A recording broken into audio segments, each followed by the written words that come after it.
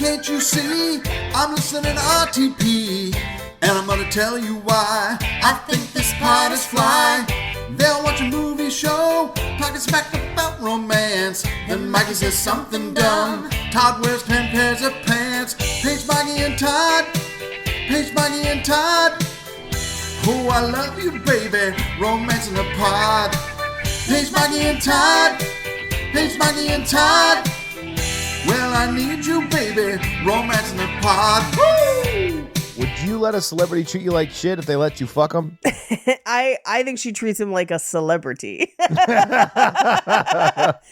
fact about famous people. Thank you for tuning into Romancing the Pod. You had us at hello. I'm Paige Wesley. I'm Mikey Randolph. And I'm Todd Schlosser. And this week I made you guys watch Notting Hill. So, was this the first time either of you had seen this movie? No, I saw this movie for the first time about 6 months ago when I just chose to watch it alone in my apartment. And then, thankfully, Past Page took notes while watching it 6 months ago. Really? So Present Page, yeah. So Present Page just got to sit through and watch it. It's almost like 6 months ago, Paige knew she was on a RomCom podcast and might need an outline at some point of this movie. Outline of this. So I just got to watch it, but then our recording days got mixed up, so then I had to watch it again. Should we call it a mix-up, Paige? Yeah, I'll call it a mix-up. Air our dirty laundry. I'll call it a mix-up. It was fully a mix-up. It was, and so I have now watched this movie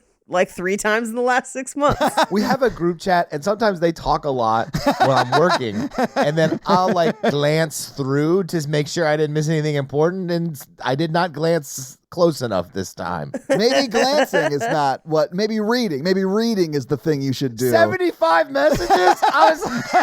Y'all need to write a summary after your conversations are done and leave it as the last message. ChatGPT, summarize our DMs for Mikey. Why is there so many teeth and so many fingers?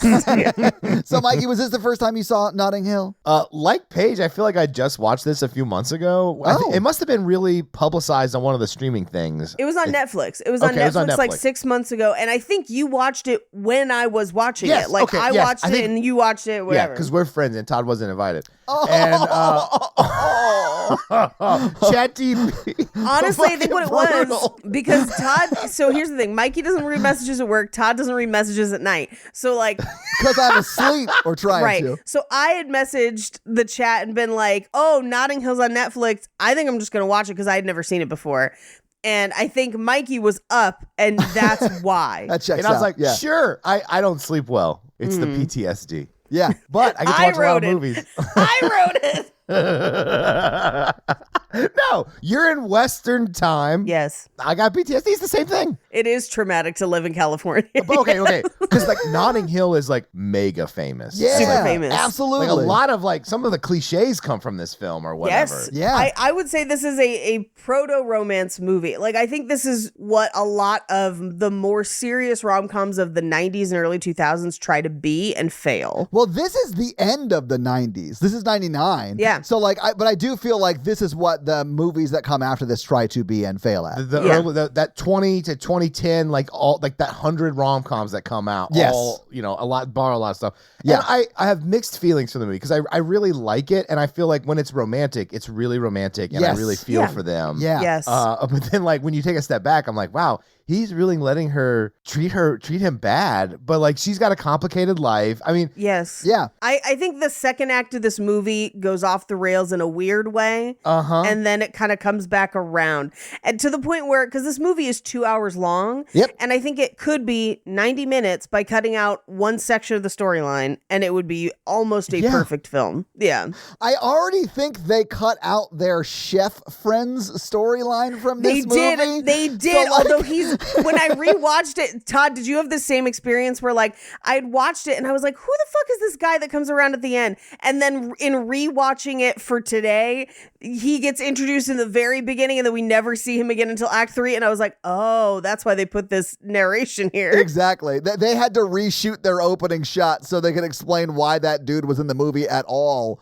in the third act. It's the Richard Curtis problem of too many side friends with too many side stories for us to care about in a movie that's about two completely different people. I do love this movie though. Like I do like this movie. Like fuck, it's just like so sweet, and every side character feels very real. The woman in the wheelchair that he, I think, dated like earlier in their youth, yes, that married his best friend or whatever, or married that guy, right, and they became best friends afterwards. Maybe I love their relationship so much. Like, yes, at the end of the movie when he is like about to speed them off to the Ritz or whatever, and she's like, no, just go, it'll take too long or whatever, he's like, no, fuck that, get in this You're car. going. I love Yeah. it. Their relationship feels very loving and very real. And this is gonna sound insane because I think Julia Roberts is amazing in this movie, but I think she's the worst actor in the film. Like, every side character does such a good job. I think Julia Roberts did a decent job of being an aloof celebrity. Yeah, I do think Yeah. she's sort of playing a version of herself. yeah, but, she's playing. Yes, and I do think she's great in this. I just think everyone else is fucking crushing it. I tend not to like Richard Curtis movies for a number of reasons, and this is the one that I truly do love. Yeah. And it's because it is the one where either an editor or somebody made a lot of his Richard Curtis isms work, where his movies, in my opinion, these are our opinions, they are always too long. They always need an editor. They always have too much of characters that are not your main characters that distracts from the story. They always have fat phobia. They always have cheating for some reason. This movie has cheating. This movie has cheating too. It does. They always include a group of friends that must be his friends. Like, that must be reflective of his friend group in some way. Sure. And it seems like all the movies are trying to really focus more on the friend group than the love story, which makes it kind of convoluted and weird. This is the one movie where someone tempered enough of that to make it really great. It's almost like he's never fallen in love, but people in his friend group so. has. And so he like always writes the movies from that perspective. I think so too. I think he's Hugh Grant always, and he is writing his fantasy love story while reflecting the very real stories of the friends around him. But I think he must have some friend group that he cherishes, and so he reflects them in all of his films, in some cases with similar actors or the same actors over and over again. Sure, yeah. But even in that, I feel like sometimes it feels like he understands what loving, healthy relationships are in the friend group, but not in his own story. If he's Hugh Grant, does that make sense? Yeah. Well, I mean, and Hugh Grant does not get treated very well in this movie. It is sort of I don't mean explained just in this away. movie. Oh, no, I know. I know. mean I'm in just- all of them. Yeah, sure. But also, like, are you telling me that the most famous woman in the world could meet me in Nashville and fall in love with me because I'm such a nice guy and Yes. so charming? That's what we're saying. Margot Robbie might fall in love with you when she comes to film, I don't know, some honky-tonk BS movie here in Nashville. I don't know what the biggest fantasy of this film is. A megastar falling in love with like a normal guy, or the fact that your bookstore only sells travel books and you can employ other people to work there. Thank you. That's the biggest fantasy of this entire, because there's no way that store is still in business.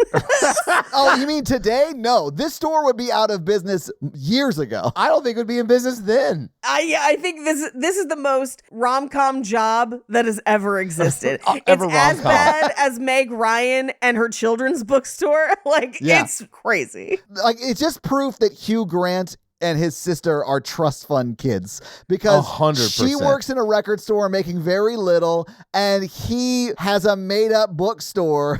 Yeah. He's Like- got an employee. I know. For no reason. I know. And they even address this. His employee comes back when he's like in his office working, and he goes, hey, I don't mean to disturb you while you're cooking the books. Like, his Yeah. employee knows they're losing money. Like, Yeah. Now, here's what I will say, because I think a lot of people would try to make Julie Roberts the villain in this movie, and I kind of won't have it, because famous people have wild lives, and a lot of famous people do end up with people who are not famous. That is a thing that happens. But I think that takes a lot of challenge and understanding to live alongside a famous person. And I'm not saying everything she did was great. I'm just saying that I can understand some of the things that people may interpret as cruel in this movie that I would interpret as she's got to live her life. Like, I kind of get it. I think a better version of that movie that you were sort of describing, where he learns how to be with a famous person, is Always Be My Maybe that we've done. Yes. Because I feel like that is a central component of the conflict that separates them. And then he gets over his bullshit and to whatever. And I think Hugh Grant, at the very end, we see like a montage of like their life, because of course, at the end of this movie, if you didn't do that, you'd be like, oh, what? So they're going to date for 2 weeks and she's going to break up with him again? Like, because that's fully what happens. Believe me, I've lived this movie. But, like, they show him going to a premiere with her, and he is just like goofy, there, sort of, holding the purse. Being that guy. Being her husband. Yeah, it's great. Yeah. Which, like, here's the thing. If you are a not famous person who dates a famous person, either A, you don't get to go to the premiere, they take their manager or their parent, or B, you hold the purse. Yeah. But that's them at work. Like, that would be like me expecting Natalie to show up at my office and hold my purse or hold my backpack while I'm doing, like, she just wouldn't come to work with me, you know? Like, I would take my manager or my parents who I could, you know, it's a different thing. It's not a date. You know? Yeah, exactly. If you go to a partner's work event, you have to know that there is an element of smoozing the room, working the room, doing work stuff where like they're not going to be super involved in all the conversations, and like that should be talked about and communicated beforehand. Yes. Well, and in some way, like, you're playing wingman at those events where it's like, if ever there is a chance to talk up that person, that's what you do. That's how it works. Yeah. I honestly feel like there's one character in this movie that we don't get enough of, and that is Rufus. I need to know more about this illiterate book thief who has the confidence to ask a movie star for her number. Like, that guy was my fucking favorite. Do I have news for you? What? There's a whole TV show. What? Not about that character, but just with Dylan Moran working in a bookstore. Okay. Okay. If you, oh shit, that is Dylan Moran. Yeah. Oh my god. My frustration is it's Graham Linehan or whatever who turned into a raging transphobe. Yeah. And was such a bummer. Such a bummer when people write good shit and then have shit opinions. I loved the IT crowd, man. Yeah. Shit. I know. But yeah, Black Books, and also Shaun of the Dead. He is in Shaun of the Dead. He gets torn apart by zombies. Yeah, okay. Yeah. Mm-hmm. Nice. All right. But it does crack me up to see him stealing books. Yeah, I thought it was great in this movie. I did think it was interesting. So this predates Love Actually. And this movie has a strange relationship with fat phobia, which, as I mentioned, Richard Curtis movies tend to have a lot of it. But in this movie in particular, it both mocks fat people at certain points, but then criticizes anyone who would say anything about Julia Roberts' body, because it like talks about how she's been on a diet for 10 years and has had plastic surgery or whatever. So it's basically like, oh, it's okay to make fun of fat people, but how dare you say that about Julia Roberts? Yeah. Which I thought was wild, that I was like, okay, so you can recognize it's in the fat same phobia scene, when you see it, and it's in the same scene. It's not like it happens at opposite ends of the movie. It's literally not even opposite ends of the scene. Like the same scene. And I'm like, so you recognize that this is a problem. And then 2 years later in Love Actually swings even further into the fat phobic direction. And I was like, man, I am tired of this in these movies. I do like this film a lot better than Love Actually, though. I didn't realize that it was the same person who made both those movies, and that makes so much sense. Because a lot like this movie, and I sort of like it in this movie, although it does juice up the runtime. I love the side characters in this movie. In Love Actually, you don't really have what feel like side characters. You have like 90 main characters, and you're like, I can't follow this. Yeah. This is, I would say, his best group of side characters. Yeah. Because I felt like in Four Weddings and a Funeral, there's a whole lot of jumble everywhere, and it's not enough of any one story, right? Agreed. Yes. Same thing with Love Actually. Dude loves to put way too many characters in everything. They are there purely to serve the narrative for the most part. We never really see them outside of them serving that love story. Yeah. And that's why it fucking works. And that's why you like them, because they are funny enough in their scenes that you do feel like they're added color. You kind of get to know them. Yeah. But we aren't losing runtime to stories that are just them outside of the woman in a wheelchair and her husband, which is a reflection of like, hey, sometimes you just find your person. Yes, exactly. And that's what you need for Hugh Grant. So like it works. This is the one that works, basically. Yeah. One of the main reasons I really like this movie is because of the side character story. Like, I honestly lived a relationship that was very similar to the Hugh Grant's Julia Roberts like story in this movie. So I didn't super love that. But the side characters I loved a lot. You dated a famous person?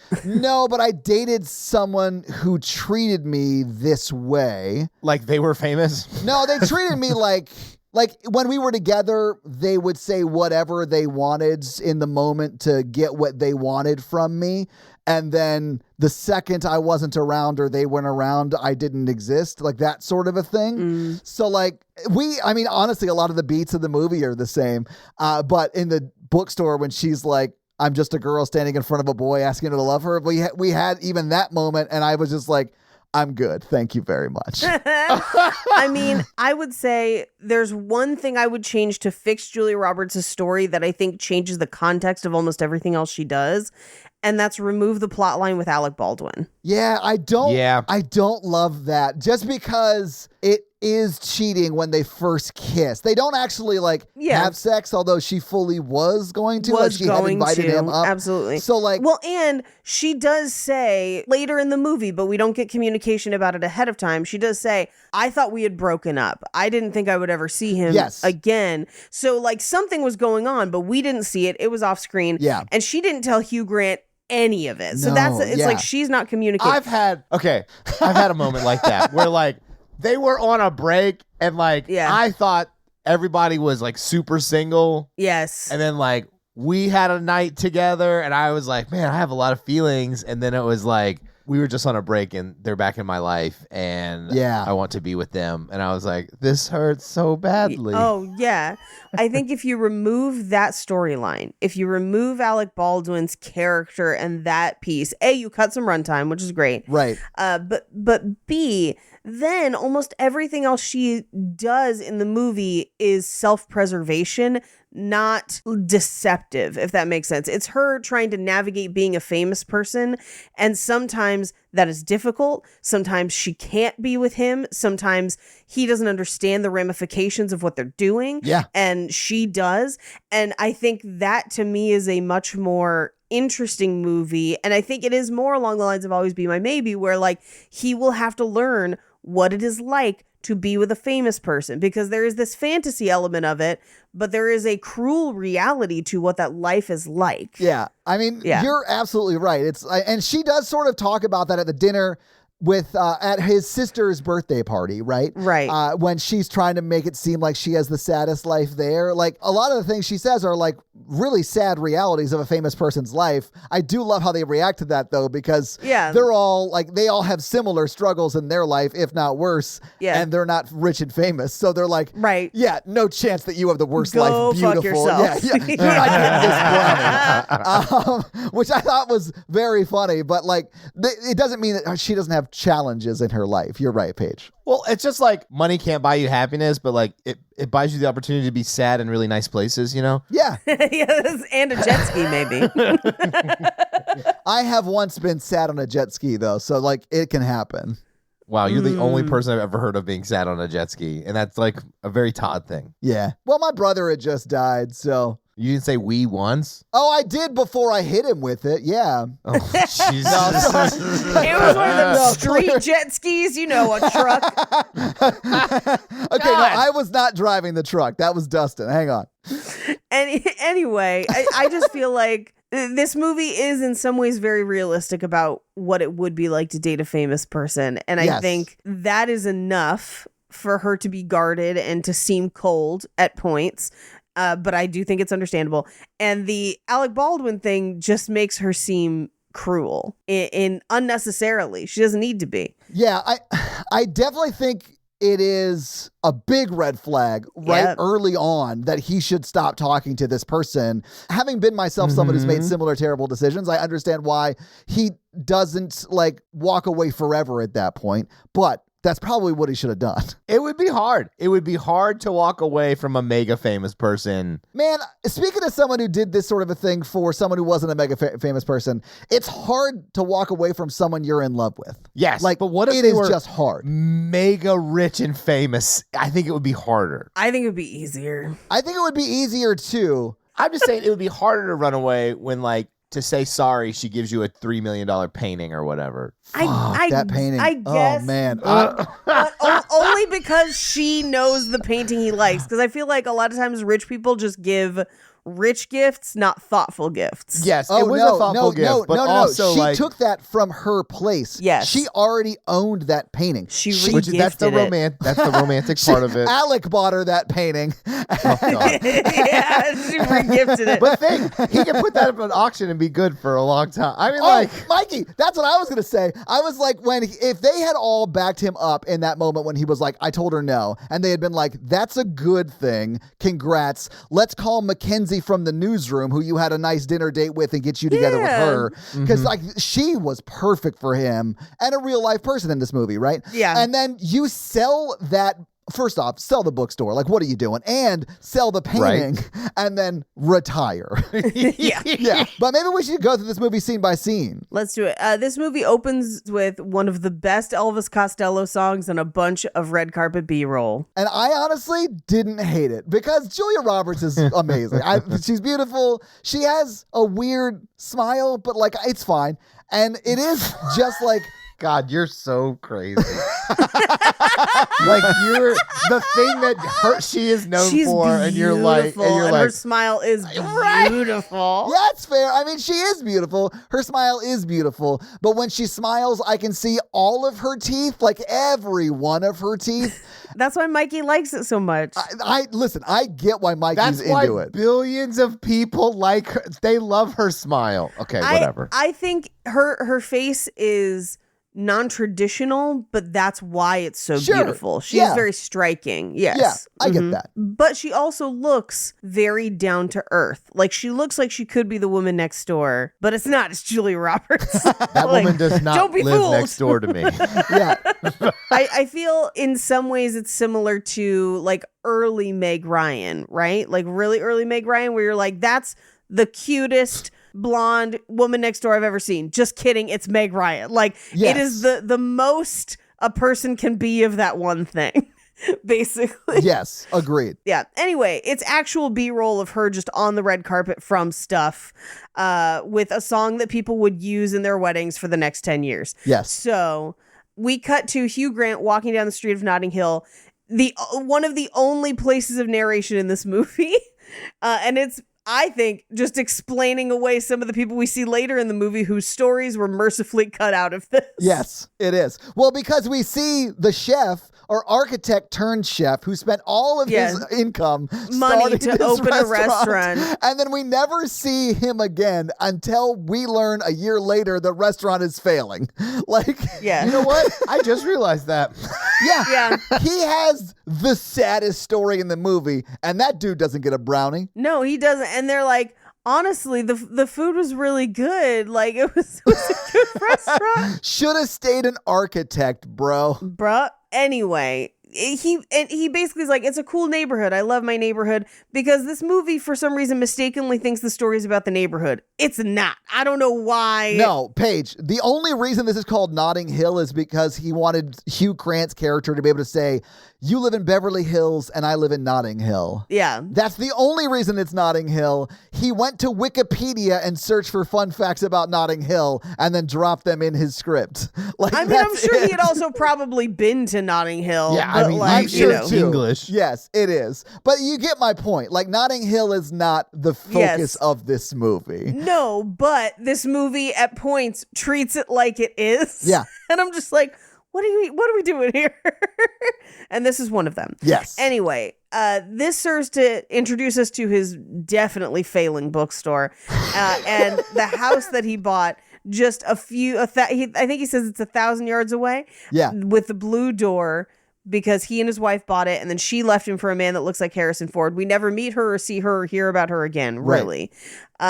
And now he lives there with a roommate named Spike. Spike is both the funniest character in this movie, but also the most disgusting human I've seen on screen. Yeah, he's kind of the worst, but also fun. I don't know how to describe it. I could not live with oh my God. Spike Whoa. is, if my friend Lee was on meth, it would be Spike. And I love him for that. Like, because he is so earnestly funny and always the butt of the joke. Like, he's just so funny, but he is terrible. He's a terrible person. Worst flatmate ever, but I love him. The underwear situation going on in this flat is repugnant. It's so gross. I 100% agree with you there, Paige. I don't walk around my own house in just tidy whities. I walk around my own house naked, Todd. Like, you need to loosen up. But, like, my tidy whities are, in fact, white and not pea yellow. Like, that's, I was about to say, the part that... Paige, those were white. I mean, were at some point white. At some point, no longer. Or gray. Like, every single garment he has looks like he picked it up at the lost and found of a very rundown homeless shelter. Like, and here's the thing. Some of them are hilarious. Like the shirts that he's about to go through in this next scene. Yes, I love them. But some of the rest of them, I'm like, you'd be better off naked. Because not only does this not fit you, I can smell it. And he always looks super greasy. Like, he just so looks like he greasy. smells like Russell Brand. Yeah, probably.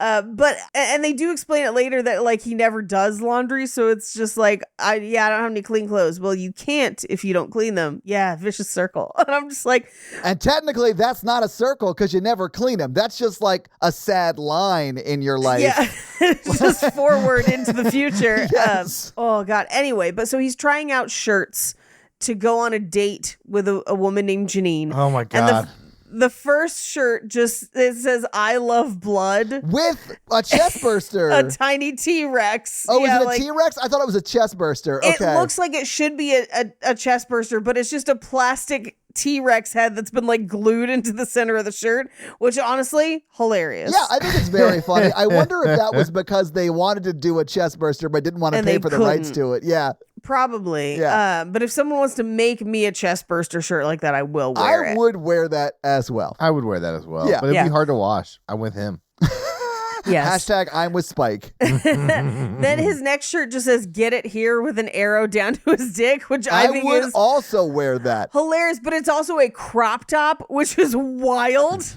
I would also wear that. But then finally, the last one just says, "You're the most beautiful woman in the world." And he's like, perfect, and doesn't ask any questions, which you should, because literally he turns around and the back just says "Fancy a fuck," and I'm like, that's a great shirt also. These are great shirts. I would wear all three of these shirts. Spike is like 3 out of 3 for me so far. I wouldn't wear him on a first date. No, probably not. But I would wear them to a live show. Yeah, of course. Of There you course. go. So Hugh Grant goes to work at his travel bookshop that's definitely failing. And we'll be out of business in at least 5 years because the internet Not exists. even. The Yeah. internet already exists. And I was just like, oh. Yeah. Yeah. And he already knows it's failing. So he sends his employee that he definitely can't afford to go get a demi-capu because they can't afford full cappuccinos. And as he's gone, Julia Roberts comes into the store and he's like, "Oh my God, can I help you?" And she's like, "Just looking." And he's like, "Oh, but hey, like, that book's terrible. You should do this one." Yeah. If you're interested in Turkey, I think this book was actually written by someone who'd been there. Who's been there? Yeah. There's a lovely anecdote about a kebab. Like, he's just very, A kebab. like, awkwardly charming. Although I would say he sort of treats her like a normal person. He never really yes. treats her like she's famous. Yes. And I think that is, like, essentially why she is, like, into it early on. She's like, "Oh my God, no one treats me normally." You know? Yes, Let me be 100. around someone who treats me like I'm a person, not a thing. Yes. But as he's talking to her, he sees that somebody is stealing a book in the back. It is Dylan Moran. He'll go back and be like, "Hey, hi, Rufus. You got to put that book back. And if you do, then I won't call the cops." And he's like, "Well, I don't have a book." And he's like, "Then I'll call the cops. And if I'm wrong, then I'm terribly sorry about this I'm whole book in the terribly pants sorry thing. about it." I love that. And I love that he's like, "Well, what what if I did have a book in my pants and Hugh Grant's like, well, you have two options. You can come to the front and pay for it, or you can wipe it and put it back. Yeah, which he does. But then, of course, he Yeah. comes up just in time to see Julia Roberts and is just like, can I have your autograph? And she writes, Dear Rufus, you belong in jail. And then her autograph. And he says, do you want my phone number? And she says, no. I do love that Rufus took such a big swing. Like, and listen, I mean, the worst thing she can say is no. And he didn't push it or anything. He was like, okay, cool. Thanks for the autograph. I'm out. Okay, cool. I'll go back to my failing bookstore.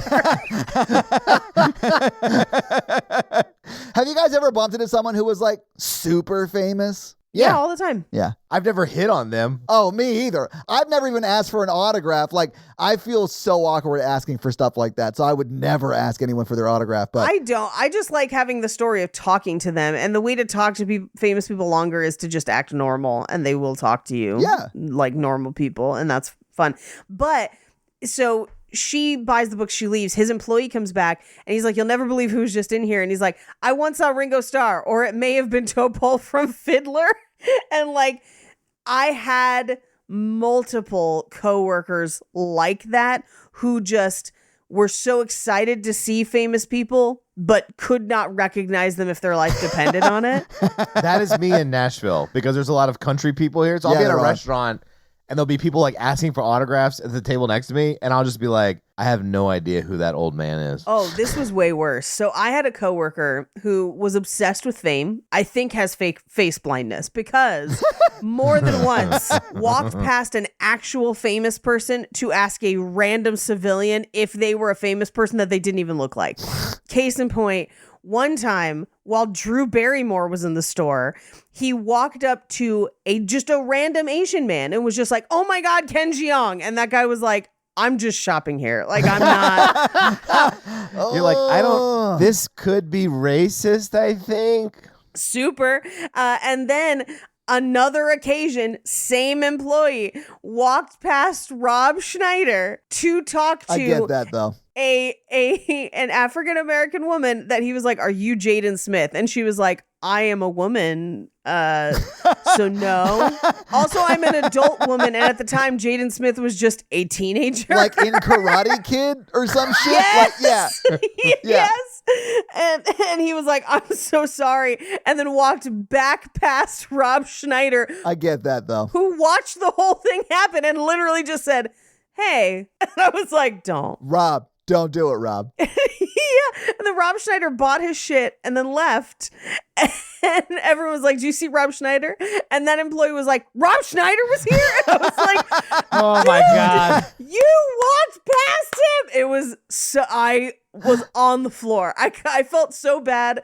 I think we gave that the woman that he thought was Jaden Smith a deep discount to be like, I'm so sorry about I'm so him. sorry our employee is maybe racist. Maybe racist, but also just weird. Face blind, at least. Something.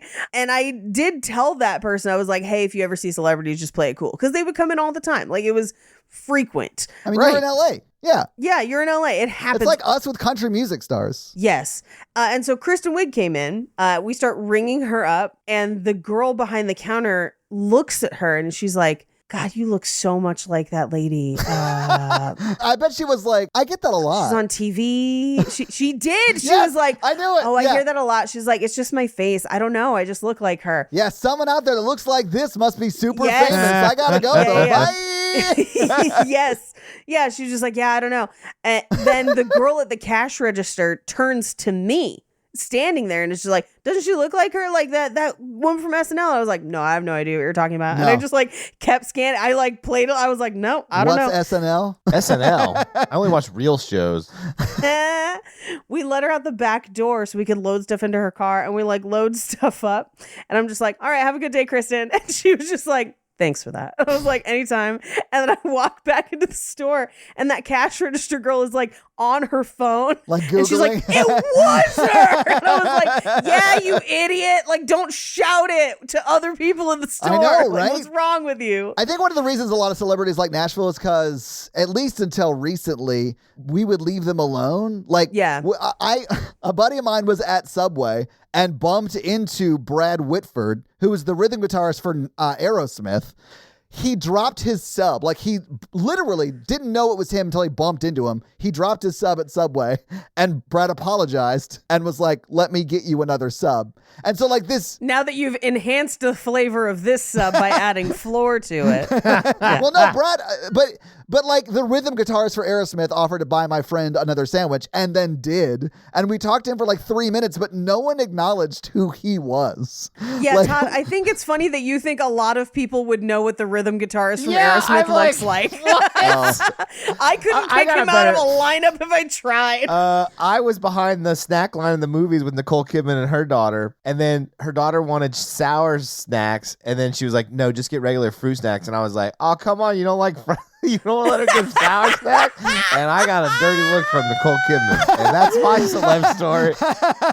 Yours is way better than mine, but Brad was super nice to us. Was it at an AMC theater? No, it was the Regal.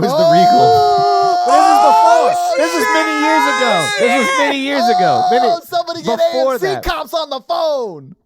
This was before the whole COVID AMC stuff. Okay, Sure. this was before that. Of course it was. Allegedly, or whatever. I don't go to Regal anymore because they switched to Pepsi only products. Same. Oh, yeah, same. There's only one Pepsi product that I will go in for, and that's Diet Mountain Dew. Yeah. And they don't serve Diet Mountain Dew at the Regal cinemas. No, they do not. So I just stopped going. I will drive further out of town to go to the movies to drink a soda that I like. I understand and I respect you and I hold space for you.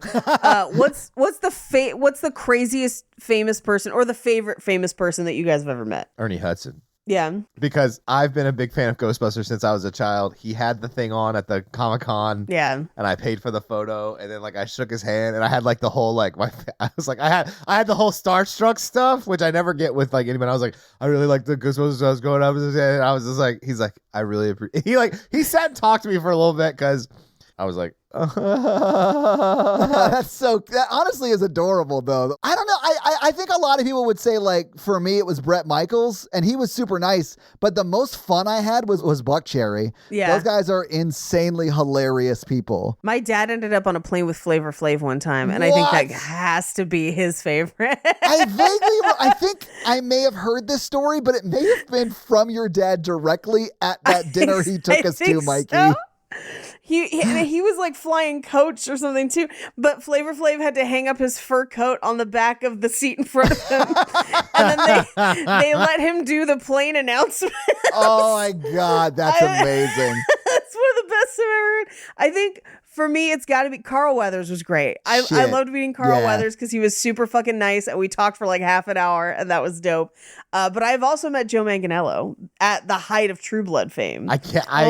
Did you I not nearly maul him? fainted. Yeah. No, I thankfully don't get starstruck too often because we constantly saw famous people, right? Yeah. The only times I've gotten like legitimately starstruck was Edgar Wright. And I have met Edgar Wright like 4 times, never gotten out a full sentence. Edgar, if you're listening, she's a fan. I'm a fan, and every time I try to say hi, I'm a fan, I end up with like and then I end up talking to Jason Schwartzman for 10 minutes instead. But yeah, no, Carl Weathers probably the best. He was super cool, and his hands are huge. He's also just like a big dude in general, but his hands were massive. Well, there's this one time Jennifer Lawrence came into town and fell in love with me, and then like left me 3 weeks later. And, Oh, was that when you were running your sick dad's Christmas tree farm? When you were a cadet at Santa boot camp. We should really get back into Notting Hill, but this has been a fun diversion about people that I met that I thought were famous that apparently aren't that famous. I'm just telling you, Todd. He's in Aerosmith! I get it, and I've listened to a lot of Aerosmith. Couldn't tell you what he looks like. I can That's pretty fair. much only identify Steven Tyler. I'm just too terrible at names to talk to celebrities in public. Like, I'd be like, "Oh, it's Peter Papa Boohoo's. It's so good. I love your film." Famke Johansson. I'd be like, "Robert Pattinson." I would love for us to be super famous where we could do like a screening of Remember Me and have Robert Pattinson be there. Oh man, I will only do that if you are forced to introduce him in front of a live studio audience. He is also an exceptionally weird human being. I feel like he's weird enough where it could like circle around. He'd be like, "Yes, I will do this," and I'll be like, "Yeah." Oh, here's the thing. I think you're not wrong. I think that's something crazy he would do, but I don't think we could count on him to stay the whole time. Or actually show why up would for I? the Or event. actually show up. I No. could see him agreeing and then just like totally bailing. I would want him only to show up at the end when it starts to zoom out. I want him to go up on stage and stand there. Because he's got, did you ever read that crazy interview he gave where he microwaves foil in the middle of it? No. Why would I read anything like that? Because it's amazing. It's really fun. Anyway. Yeah. So he doesn't tell his friend that he saw Julia Roberts. He's just like, he won't get it. Because he doesn't recognize anybody. Yeah. So he leaves to get an orange juice. We kind of find out later that guy can't recognize celebrities anyway. I mean, he may as well have said, I don't know, I think I saw Ringo, but it might also just been Mr. Conductor from Thomas the Train Engine. So who the fuck knows? Like he just doesn't know. I don't know. You mean George Carlin? His interaction with Anna Scott at the end is so like wholesomely funny to me. I Yes. love his character a lot. He's great. So Hugh Grant goes out to get the next round of coffees and an orange juice for his employee. Yeah. And as he's walking back to the store, he bumps into Julia Roberts. He spills the orange juice all over both of them. And he's like, I am so sorry, but my house is right here. I can help you get cleaned up. I don't know why she goes back to his home. That is a recipe to be kidnapped into a basement. Oh, I honestly think had this been their first interaction, she wouldn't have. She wouldn't have gone. I think yeah. it's because he like treated her in a very respectful, normal way when she was in the store that she was like more trusting. But I do think if you just bumped into a movie star and were like, hey, would you mind going with me to a second location? Every time they're going to say no, you know? Case in point, I was at a thing 2 weekends ago with a famous person, and we had been talking, and they needed to send me something, and they were like, I'll just text it to you because you don't seem weird.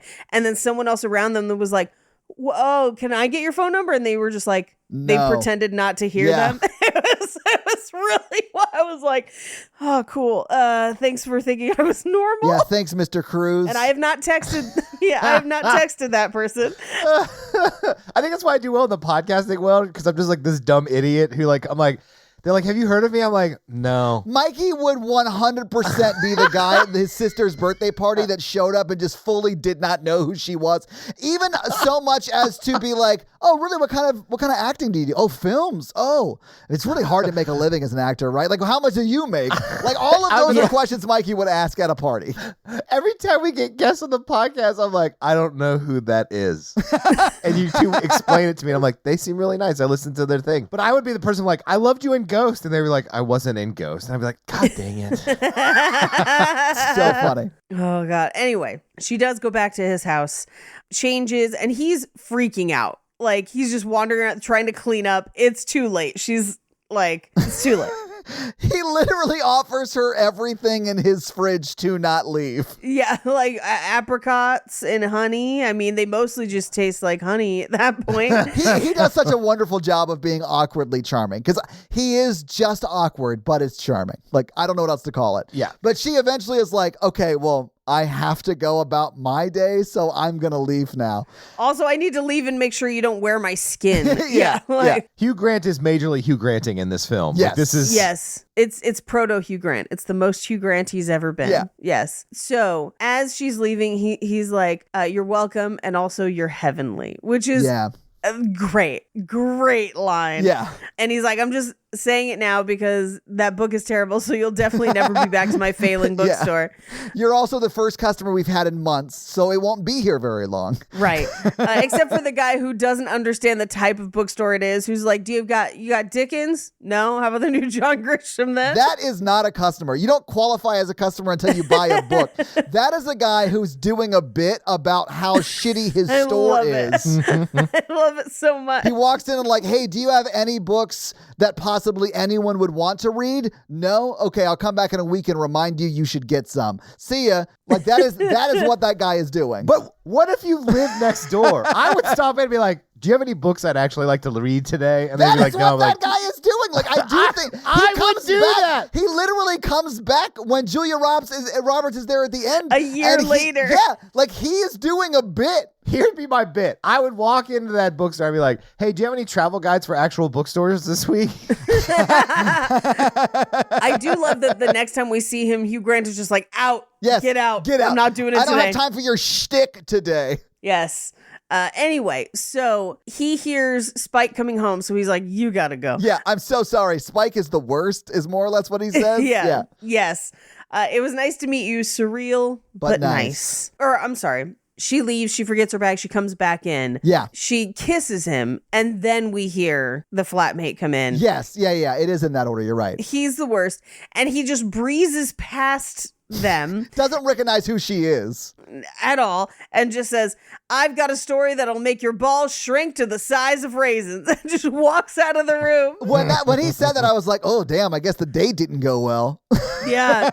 I guess she didn't want to fancy a fuck. She didn't fancy a fuck. He's also dressed completely differently. Yes. Like, it is the same day. He has somehow come home with different clothes in the span of an hour. I think the date went very badly and he came back and changed. Like, I think that's what happened. I don't want to defend him, but let's talk about this. I had my program turned 2 years old. We had they set up a presser event. Yes. Okay. I made the mistake of going to lunch beforehand. Oh, no. Did you spill something on your shirt? 100% I spilled coffee all over my shirt. Oh, my God, Mikey, I knew it. Do you know what I did? I went to Men's Warehouse and I bought a purple shirt and they steamed it at the thing and I put it on at the thing and then I ran back to the thing. And I wore a different shirt that I left the house in that night. That makes sense. But that would take longer than the time that this person has been out of the house. Yes. And that's the funnier part to me. Because I'm just like, where'd he get the new t-shirt?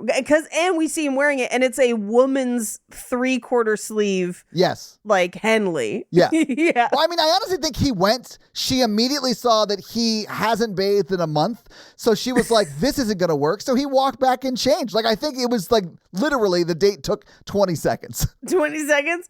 Anyway, Julia Roberts leaves and is like, please don't tell anybody about this. Okay, goodbye. Yeah. Spike comes around the corner and he's like, there's something wrong with this yogurt. He's like, that's not yogurt, that's mayonnaise. And he's like, great. And then continues to eat it. And it makes me gag every it's so time. gross. Ugh, just thinking about it. Mikey, if Jennifer Lawrence showed up at a farmer's market, you guys connected, she came back to your house and kissed you and asked you not to tell anybody, other than the people on the Zoom call right now, I was going to say, who, other of than course, you would immediately tell, telling us. Yeah. would you tell anybody else? Absolutely. I think I would tell my mom. Yeah, I get that. Mainly because she would be the only one who believed me. Because my mom knows I can score that high. You know what I'm saying? Well, I think it takes a mother's love to believe borderline delusions, you know?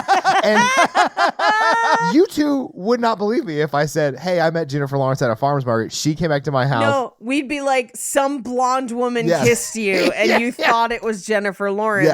Yeah. Like if Henry Cavill just like showed up and kissed me, I would tell my close friends and family, most of whom would probably not believe me, but I wouldn't like go tell the press, you know, or whatever. Right. I wouldn't do that. I would just tell the people around me who'd be like, wild story. Remember that time she met Carl Weathers? Like that.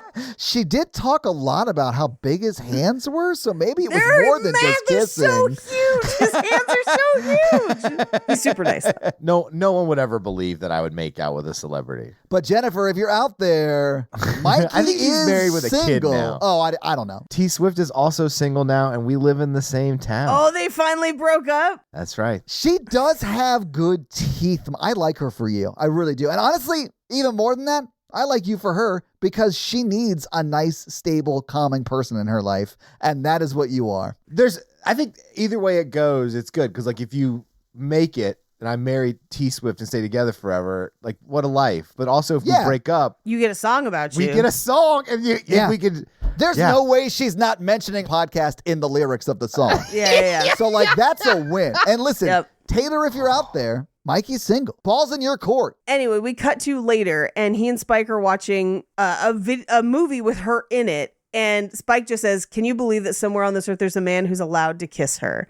And it's like, oh, he doesn't know that, like, earlier today it was Hugh Grant. Literally earlier. It's same day. Like, I also said if I was writing this show or this movie, I would have put her in a crazy, like, vampire show, like a crazy genre TV show, like Star Trek or some shit. I mean, the Helix, the movie she's promoting, is like a space something or other. So, like, they sort of go in that lane, although it's more, she wins an Oscar for it. So I'm sure it was more like serious or whatever. But well, it's black and white and they're in a gallery and he's like, smile. And she's like, I've got nothing to smile about. You're like, all right. But it would be funny to see her, like, do a movie where it's like Underworld or some shit. I've never seen Underworld, but, like, I've seen the trailers. That's exactly what I was thinking, Todd. It was something basically like that. Underworld. Like, So funny. Anyway, we cut to the next day and he's like seeing her face on a bus and he's like pining over her. He comes home.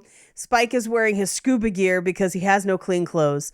Vicious circle. I love that he's wearing the mask. Like, when he's reading the paper, prescription goggles. Yeah, and then like at the very end of this like scene we see, and I'm sure you'll talk about, Paige, he pulls it down while he's smoking and blows the smoke out of his nose, and like you see the mask fill up with smoke. It's so fucking funny. But we find out from Spike that Anna called a couple days ago and he never told Hugh Grant about it. That would piss me off. Well, because you could have spent like 3 or 4 days together, not just one day or whatever, you know, or whatever. Or found a day when it wasn't what's going to happen, you know, the press junket and everything.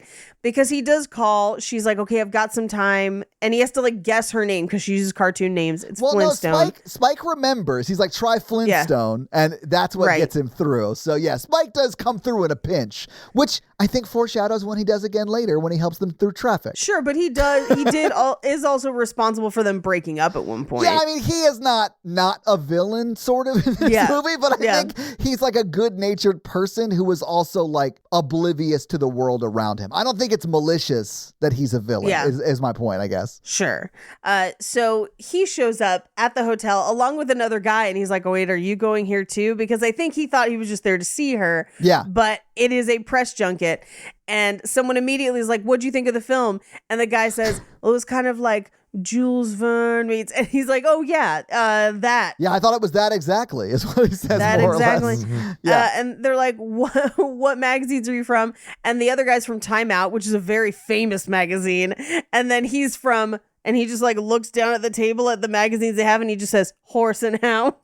And it literally is just the top magazine on the table he was looking at. Like, that's why he said that. But I love how that like shows up throughout the movie as well. Like, it becomes, because of what happens at this like little press junket thing, it becomes like a bit in their relationship that they then like use with each other. I love when movies include things like that like is a very real component of an actual relationship, where it's like, this is a joke that only Natalie will get, or only Jake will get, or only whoever Mikey ends up with gets. Your relationship bits. Yeah, I love that this includes that, and they share them so publicly. I think it's so funny. Yes. So he gets let in. He's like, my name is, William Thacker. I think she might be expecting me. So they take him in.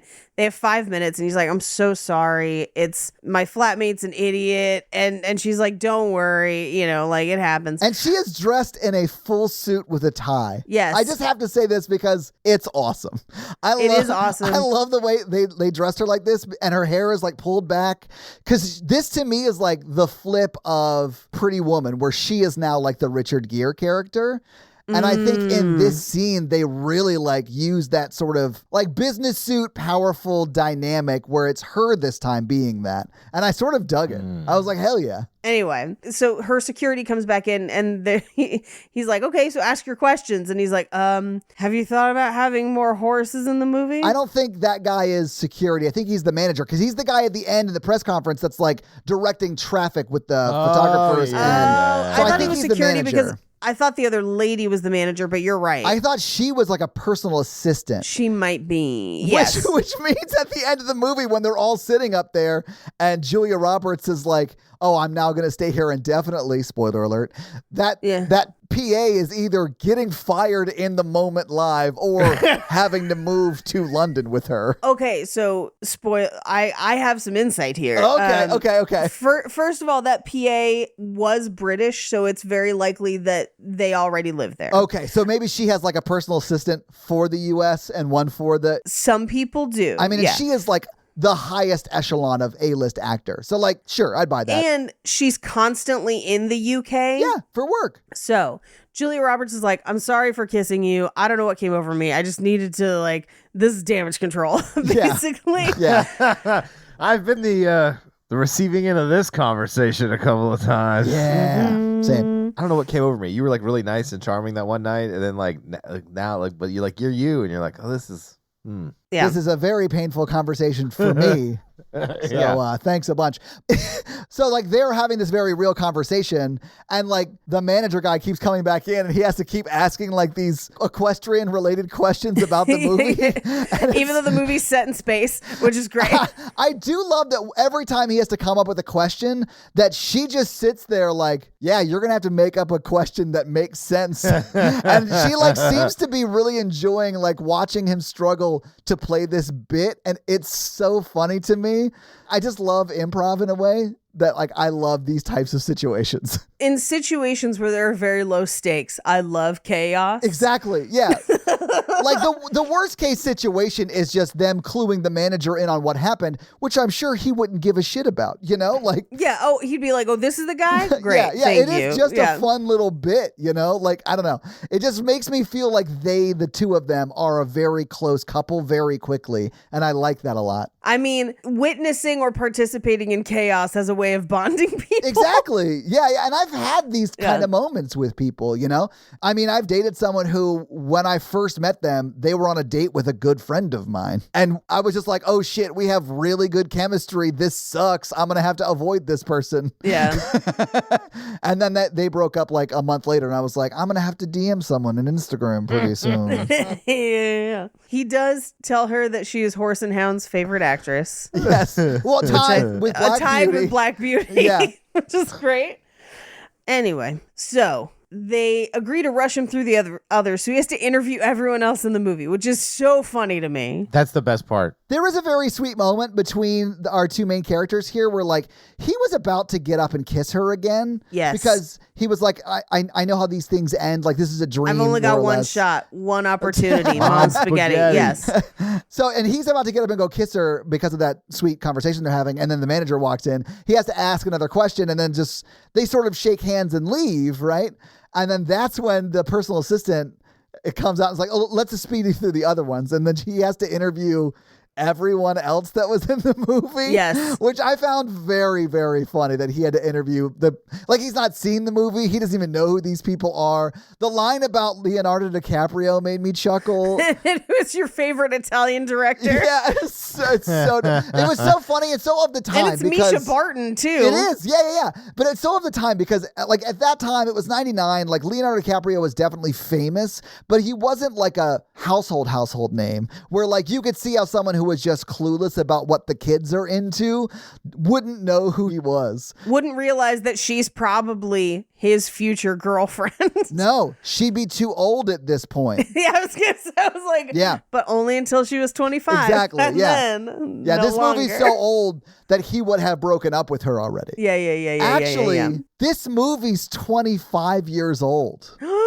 This movie's too old to date Leonardo DiCaprio. Anyway, so they pull him back in, so we get some time alone with her, and she's like, hey, I canceled the thing I'm doing. Let's go to dinner. He's like, it's my sister's birthday. And she's like, cool, I'll be your date. And he's like, really? And she's like, yeah. Well, because he offers to like, I'll get out of it. She will understand, you know? And I fully believe she would because of 100%. I love his sister so much. She's amazing. But if my sister called me and was like, I can't come to your birthday because I'm at dinner with Carl Weathers, I'd be like, invite me to dinner with Carl Weathers. His hands are big enough for the both of us. They're so large. They can hold so many presents. If I've heard Paige say anything, it's that fingers are the shoulders of the hands. I did like that she was like, no, I'll just be your date. I'd love to go and meet your family or whatever. Because this is like their first date. Like that would be a weird first date unless that's how you met your current husband, right? I was going to say, that is how I met my current husband. I wrote this in my notes. I was like, I think this is somewhat similar to how like Jake's and Paige's story. Yeah, well, we had a date scheduled, and I had a dinner with my parents scheduled so that I had to clean out of the date if I didn't want to continue on the date. Yeah. And at the end of the date, I was like, hey, I like you. This is going well, but I did schedule this thing just in case you were a creep. So you can either go with me or not, and like no hard feelings either way. But if you want to continue hanging out with me today, this is what's happening, basically. But I'm giving you the choice because I understand that is a jump. And he was like, no, let's go. And we went to a place called Campo de Bocce where you play bocce ball and eat Italian food. Bro, I love that story for you so much because it's sort of a risk. It's a first date. Like you like this person but barely know this person. And it's also like vulnerable. Like, hey, I'm super into you. Let's keep this going or whatever. Also, do you mind meeting my parents? Right. And then to have someone be like, yes, and where are we going to that? Where are we going? That is, I mean, that's the moment I was like, fuck, Daisy. I get why you're married. Like that is I might marry this person moment. Like, right. Because you're like, well, hard part's out of the way. But they do this too, in a sense. Like this isn't their first meeting or first date, I guess. But they do go to this like family event together, which I loved. Yes, and he does preface it by saying that his friend is the worst cook in the world, which is hilarious to me because they have a friend who's a chef.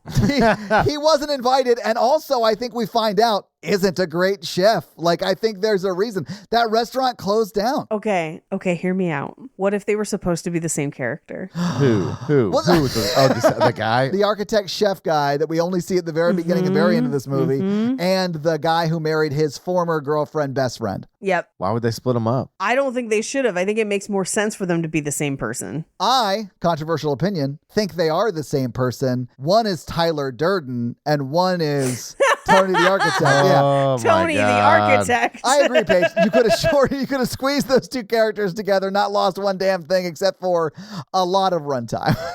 Yeah. Anyway, they come to the door and as they walk in, his friend in the wheelchair, who I don't remember her name. I don't remember anybody else's name. Yeah, I have that problem in Richard Curtis movies as well. Yeah, but his friend in the wheelchair is basically just like, oh, good Lord, you look just like, and she's like, hi, this is Anna. And she's like, that is you. Great, have wine. What? Like, what's happening? Yeah. And then his sister shows up and she does something that happens to me a lot. And I know that people always mean well, but it does make you feel creepy for a moment where they're like, I'm pretty sure we could be best friends. And I'm like, I don't know anything about you. I'm so sorry. Like, this is not, I know this is coming from a place of love and kindness. I accept that. I just don't know anything about you. So I'm at a disadvantage. I'm so sorry. I think it happens to, I don't know, this is going to sound crazy. I think it probably happens to like podcasters more than like, because we are not like famous, you know? No. But like, I've had people come to me and say that too. And I think it's largely just because of the parasocial relationship that grows between a podcaster and their audience. Because you listen to us talk all the time. Exactly. And like we share a lot of like personal stuff that you don't get with like actors or like that kind of thing. Right. Like how big Carl Weathers' hands are. Or that Mikey's packing a vitamin water type situation, you know? Like that kind of stuff you just don't get. Anyway, so like I understand why that happens to us more, but it is sort of a weird experience to be on this side of it because I understand why you feel that way, but I don't feel that way, you know? Like, I don't know you, unfortunately. Well, and it's not because I don't like you or that you're not worthy or anything. I just don't know you. Yeah. This is the only reason. I will fully grant the premise that they might be right. Like you might, I just don't. I have no idea. I don't know. Like I haven't listened to your podcast, you know, like or whatever. Yeah, exactly. Yeah, right. I don't have hours and hours of information about your life. Exactly. Yeah. No, I don't even remember stuff I say, much less other people. Right. I find that so easy to believe, Mikey. Well, then, like, okay, like if I date somebody or like I talk to somebody and they're like, oh, I feel like I know you from the podcast. I'm like, that's like a version of me. Yeah. That's edit. Like Todd edits that. as well. Yeah, but and I don't like edit things in, you know? No, no, you don't. I'm not saying it's a bad thing. I'm saying that is a very polished caricature of who I am, if it makes sense. Thank you for saying polished. I appreciate that. He meant Polish. He just mispronounces things. Caricature. I also love this very thoughtful critique for a podcast you've never listened to. No, I've not listened to it, but I've been in all of the recordings, almost. But like, but I mean, I'm just like we're trying to be funny, like we're telling funny answers. Yeah. We're not Yes. like 100% vulnerable all the time. We're not being we're being authentic, but not like. I've shared some stuff on the podcast I hadn't even talked about in therapy yet at that point. Because I have unhealthy boundaries. That's like your own deal. So how did But, Carl like, Weathers' hands make you feel? I'm just saying it makes me feel weird when people think they know me, and I'm like, Yes. And I think that's sort of what is going on in the scene, too. Like, Julia Roberts, Yes. although she handles it so well, Yeah. you can see she's also like, oh, my God, your sister is a lot in this moment. Well, and here's what's funny. I do think she and the sister do become friends Yes, later me on. too. Which is a perfect illustration of like sometimes that belief is not wrong. Yeah. Like you might be right, but in that moment, no. Like it's gonna take time. Yeah. But To build an actual relationship between the two of you. right. Yeah. Absolutely. But I do love in the scene, she's like, oh, I've always thought we'd be best friends. Oh, you should marry my brother, then we could be sisters. Like, Yeah. Like, this is a lot. It's just like the very first time meeting a very famous person to be that unhinged. I loved it as a swing for her character. Yes. I do love that his friend is like, have you slept with her yet? And he says, no comment. He says, that means yes. And he's like, no, it doesn't. He says, do you masturbate? No comment. But they hadn't slept together yet, right? They had not. Yeah. So he is just being a classy dude, but no comment does typically mean yes. So Typically like I means get yes. why he was saying that. I say I do not recall. You'd recall though, if you had met Jennifer Lawrence at a farmer's market or whatever, and she was like, hey, let's go back to your place, and you had had sex with her, you'd remember though. I do not recall, Your Honor. So their other friend Bernie, who is a terrible stockbroker, and I don't mean terrible as in evil, I mean terrible as in bad at his job. He could be. Actually, I think he's probably the only good stockbroker because he's terrible at his job. Because he's Yeah. terrible at his job. But he comes in and doesn't recognize her at all and is like, what do you do? And she's like acting and he's like, brutal wage. And he's just like, he thinks she means like, oh, I do plays sometimes. And eventually it's just like, how's the paid movies? 15 million? That's good. That's really good, that's actually. really yeah. good, But Paige, yeah. like, he's in London. You're in LA. Like, I even get yeah. this here in Nashville. Like, I'll run into like people who say they're a musician here, and they are. Yeah. But they also work at Starbucks. You know, like, Yes. so I get like I get why he's like a little clueless because he doesn't connect who she 100. is. He should connect who she is, but It's the reaction of anyone I say I co-host a podcast to. Yes. yes. Honestly, though, fair. I get it. Like, not everyone's in films. Everyone has a podcast. You know what I'm saying? But in this scene where he's like asking her how much she makes, it's wild to me that when she says $15 million, he doesn't immediately put it together. Like, oh, you look a lot like Anna Scott. Are you Anna Scott? Like, that's what I would say. Yeah. But like, he still doesn't put it together. But later, when he Face blindness. I do think it is that because later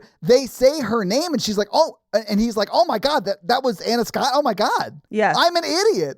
And he is, because when she said $15 million, that is the equivalent of $27.3 million That's today. one of the most well-paid actresses in the world at that time. And, yes. and would have been, and almost $30 million now would be one of the highest paid Yes. actor of all time. Like, if that was your quote, you're still the best paid actor, you know? Yeah, you're like Scarlett Johansson. Yeah. Like, Yeah. That's how famous you would be to get that People much money. do look differently. They do. Not They dressed do. up and stuff. It's just like if you bring a girl home and then you see them without makeup and everything, and you're like, oh, you're so pretty. Aw. Nice save, Mikey. But I mean, famous people, especially out in the world without makeup and without red carpet, Yeah, everything, absolutely. do look very different. And that's how a lot of them get through. So like Megan Fox was one of my customers when I worked at the Grove, and she could just walk through the store and people didn't know it was her. And it was wild because people would be standing right next to her Yeah.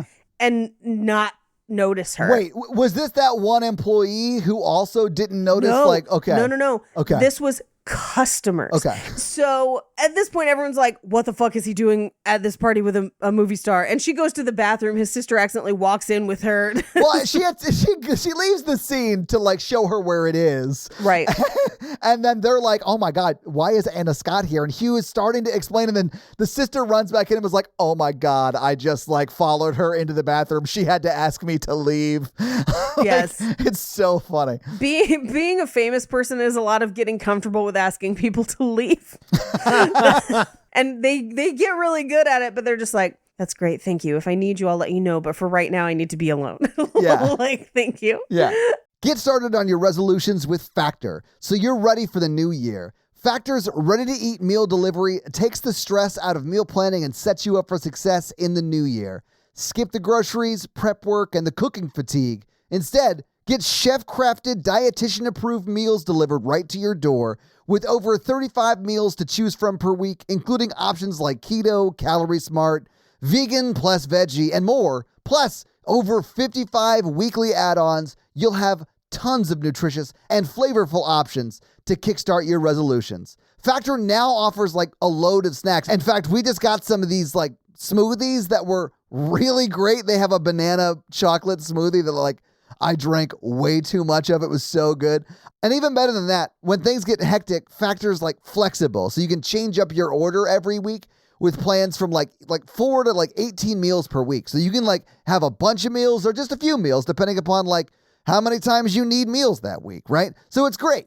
So head to factormeals.com/romancingthepod50 and use code romancingthepod50 to get 50% off. That's code romancingthepod50 at factormeals.com/romancingthepod50 to get 50% off. So they eat dinner and they start to have this game of like, okay, whose life is the worst? And then that person gets the last brownie. Yeah, because there's like 6 of them at the dinner and there's 7 slices of brownie or whatever. You know, there's one left over. Yeah. So the host of the event is going to give away the brownie to the person who has the saddest life. And this serves to like sort of like roast the guy who's the stockbroker. Right. Where they fat shame him despite him being a very normal sized person. He is not fat. Like Nope. Yeah. Not at all. Whatever. Like, and the fact that she was like, and this is Hugh Grant's sister, not Julia Roberts, says, I fancy you, or I did until you got fat. I was like, oh God, like everyone's so mean to this guy. At the end of the movie, when they're like, no, you should have actually like, we should go after her, that scene. And he's just like, man, it's nice though. You know, someone saying they'd like to date you. Yeah. Like, I was just like, oh my God, we need welfare checks for this man. Like he leads such a sad life. I wish the movie didn't treat this guy like he was unfucking lovable. I feel so bad for him the whole movie. Here's what's terrible. They do it to everybody too, because like they do it to him. It's a good roast. This is a good roasting scene. Well, it starts off as a roast and then gets sort of like sad, like actually super sad. personal. Well, and this sad. is what happens when you roast too hard, you know? When roasting goes wrong. Goes wrong. We do get to his sister, who gives us a really upsetting detail that barely comes back later in a montage, where she's just like, I've got weird goggly eyes and I'm attracted to cruel men. And you're like, oh no. Yeah. And then we see it later and I'm like, oh no, we didn't need this. Why is this here? I think that's why Julia Roberts wants to become her friend eventually, though, and goes as far as to marry her brother to become her sister. Because Julia Roberts was like, I also date cruel men. Just a heads up on that. That's why we're best friends. Yeah. So we are best friends now. Now Julia's going to make it real weird. Like, oh no. But his friend in a wheelchair is just like, sucks to you guys. I'm in a wheelchair and we can't have a baby. So she just fully Debbie Downers it. I would be the one like awkwardly laughing like, Did you know that feline AIDS is the #1 killer of domestic cats? Meow, meow. Take note, Todd. oh, we've already had them start prep. Like we got kitty No, prep. I would. I'm just saying, if you want to get rid of a couple. I don't want to get rid of any of my animals. I love all of my animals, Mikey. Yeah, I know we're recording. I get it. I'm just saying you can cut this out. Have both of you seen the very famous SNL Debbie Downer sketch with Lindsay Lohan? Yes. No. But I love it already. I know where it's going, and I love it. Okay, yeah. So the theme, it's just Rachel Dratch saying the worst things to upset everyone at a dinner party. And in this particular one, they're at Disney World having Mickey waffles. And they have not been able to keep a straight face the entire sketch. Everyone is broken. The entire table is laughing and just like trying to hide it. And she just slams her fork down and just goes, "It's official. I can't have children." And then everyone bursts out laughing and like they can't finish the sketch.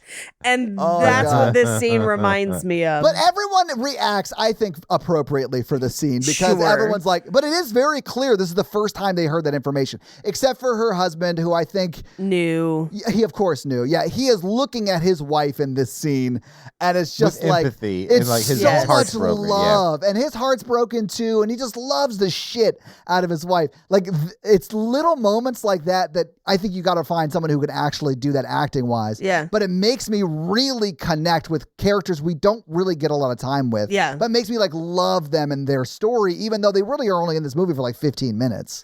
Yeah, and we then move on to Hugh Grant, and they basically roast Hugh Grant for like 10 minutes in front of her and are just like, he gets the brownie. And she's like, I don't get to try for the brownie. And she basically is like, I've been on a diet since I was 19, so I've been hungry for a decade. Yeah. I've had bad boyfriends. One of them hit me. Every time I break up with somebody, it's news. I've had 2 different plastic surgeries to make me look like this. And she touches her chin and her nose. Yeah, and her chin and her signify nose. those. Yeah.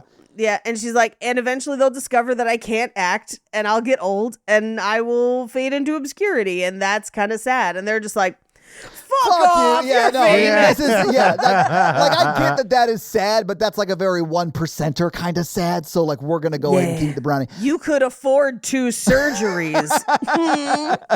In America. Yes. Like that's nuts. Anyway, so like I do love that they give the brownie to Hugh Grant, I guess. Yes. But they really should have given it to the lady in the wheelchair who can't have children. Like the worst thing they said about Hugh Grant is that his name in high school was Floppy. That does not like that doesn't even come close to not being able to have kids. No, we're not going to reward her for high roading the roast. We're not going to reward that behavior. You know, when they got back to bed that night, she was like, I should have got that You should have fucking given me brownie. that fucking brownie. You owe me a brownie. We cut to like when outside after Hugh Grant and Julia Roberts have left the party. When we find out that she's only been in a wheelchair for 18 months. I know. I was just like, first of all, Brutal. she's great at it. Fast learner. But secondly, brutal. Yeah.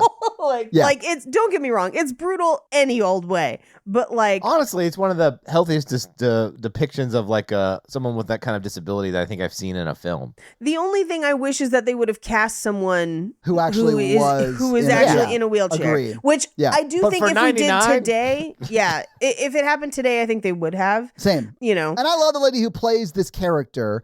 I think she does an amazing job. But yeah, I agree. They probably would have cast someone who actually was in a wheelchair. Yeah. But I do love when they leave the house page, like right as the door closed, like you see them like, oh my God, what just happened? And then it cuts to outside and it's like them hearing it through the door and then Hugh being like, yeah, I'm sorry. They do it every time I leave. I hate it. I hate it. That's terrible. I love the way he sort of like awkwardly diffuses situations. It's very cute. But this is when they're walking and he sort of explains what happened to the lady in the wheelchair and all that stuff. And they have that really sweet moment where they like try and break into the garden. He slips trying to climb the fence and Right. like, Whoopsie daisies. Yeah. I love that like exchange. She's like, I don't think anyone said that ever unless you were like 50 years ago and had pigtail ringlets or whatever. Like, Right. yeah, it was just very cute. Well, and ultimately they do break into the garden and they sit on the bench together. Well, I think the reason she did this is because, Privacy. yes, exactly. I think she was worried about the paparazzi because when he says, do you want to come over? She doesn't say yes or no. She says too complicated. Yeah. And I think she has to think about stuff like that because her life is photographed. Her life is like monitored Yes. wherever she goes, you know? Yes. Yeah. So I think that's why she breaks in because it's like a private garden and no one can see inside of it. And that's where she kisses him. Yes, but it's also this is where they find the bench dedicated to June, who loved this garden from her husband Joseph, which makes me cry every time. It's I very know. sad, but it's very sweet. Even when she just reads it, not when we see them sitting on it at the Yes. end. I'm crying at the end too, but like that, just reading that is so fucking sweet. It's Yeah. awesome. I love it. So we cut to the next day. They're going to the movies together. He can't find his glasses, so he has to wear the goggles. Yeah. We cut to them at dinner where they overhear people talking about her in a very derogatory way. Yeah. And he goes up to confront them. And they basically are just like, fuck off. And so then she comes back and is just like, hi, I think your dicks are all the size of peanuts. Okay, bye. Like, I like this moment for her, though, because it does, I do like, too. stun the guys. Which, I mean, of course it would. You were just being very shitty about a celebrity. You know, like, I get why guys think that they could get away with this, even though I will openly admit it's very, very shitty. But yes, to be held immediately accountable to the person you were, like, disparaging, I love this moment for her. love it. And she's like, I shouldn't have done that. And he's like, no, that was brilliant. Yeah. And this is where they're like, okay, should we come upstairs? And they kind of plan it out where she's like, give me 5 minutes. So he goes up, and who should answer the door but Alec Baldwin, her boyfriend, who is back in town. Which he did not even know she had a boyfriend. This is like the part of the movie that, like, Yes. does seem just unnecessarily cruel to me. Yeah. From Julia Roberts, not Alec Baldwin. I don't think Alec Baldwin's doing anything wrong other than just, like, not treating this person he assumes is like a concierge type person Right. with a little bit more respect. I mean, he is just being a douchebag, you know? Yeah. Well, and I think, you know, the implication is that maybe he is not very nice to Julia Roberts. We get some hints at that later. Yes. And yeah. later on, she does say, like, I didn't think I'd ever see him again. I thought this was like over. I didn't know.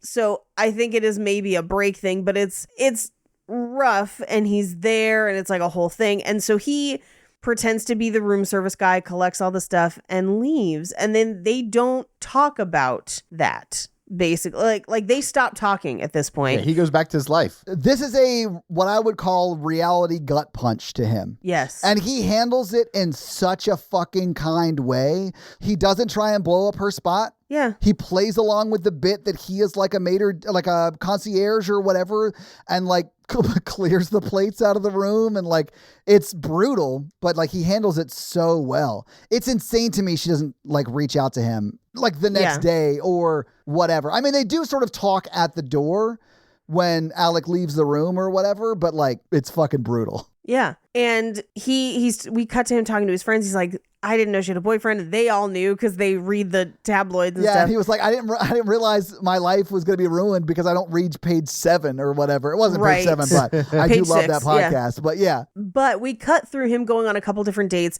The first one with the fruitarian. That's the second one. The first one's even worse than the fruitarian, man. The curly-haired woman who's like, let's get fucked up. Yeah. Oh, that's right. Tessa from the contracts department. When she walks in and sees the lady in the wheelchair and just goes, "Oh, you're in a wheelchair." And I lost my mind because so terrible. The way the lady in the wheelchair reacts to it is so funny because she's just like, yeah. And then she looks over at Hugh Grant and is like, good luck, buddy. And then she storms over to Hugh Grant and like shakes his hand and like, let's get fucked up. And then like Hugh Grant looks over at her like, God help me. It's such a funny scene. It's so funny. Don't you love when a date goes bad that quickly? I mean, it's been a while since you two have been on dates, but like, if they're going to go bad, you want it to go bad in the first 20 seconds. Have you ever been on a date so bad, so early that you were like, I'm going to ride this out and see where it goes? Every time. Yeah. Every time. Yeah. When the Uber stopped and she got out drunk, I was like, this is going to be a show. Yeah. Oh, I've done it too, Michael. It's fun.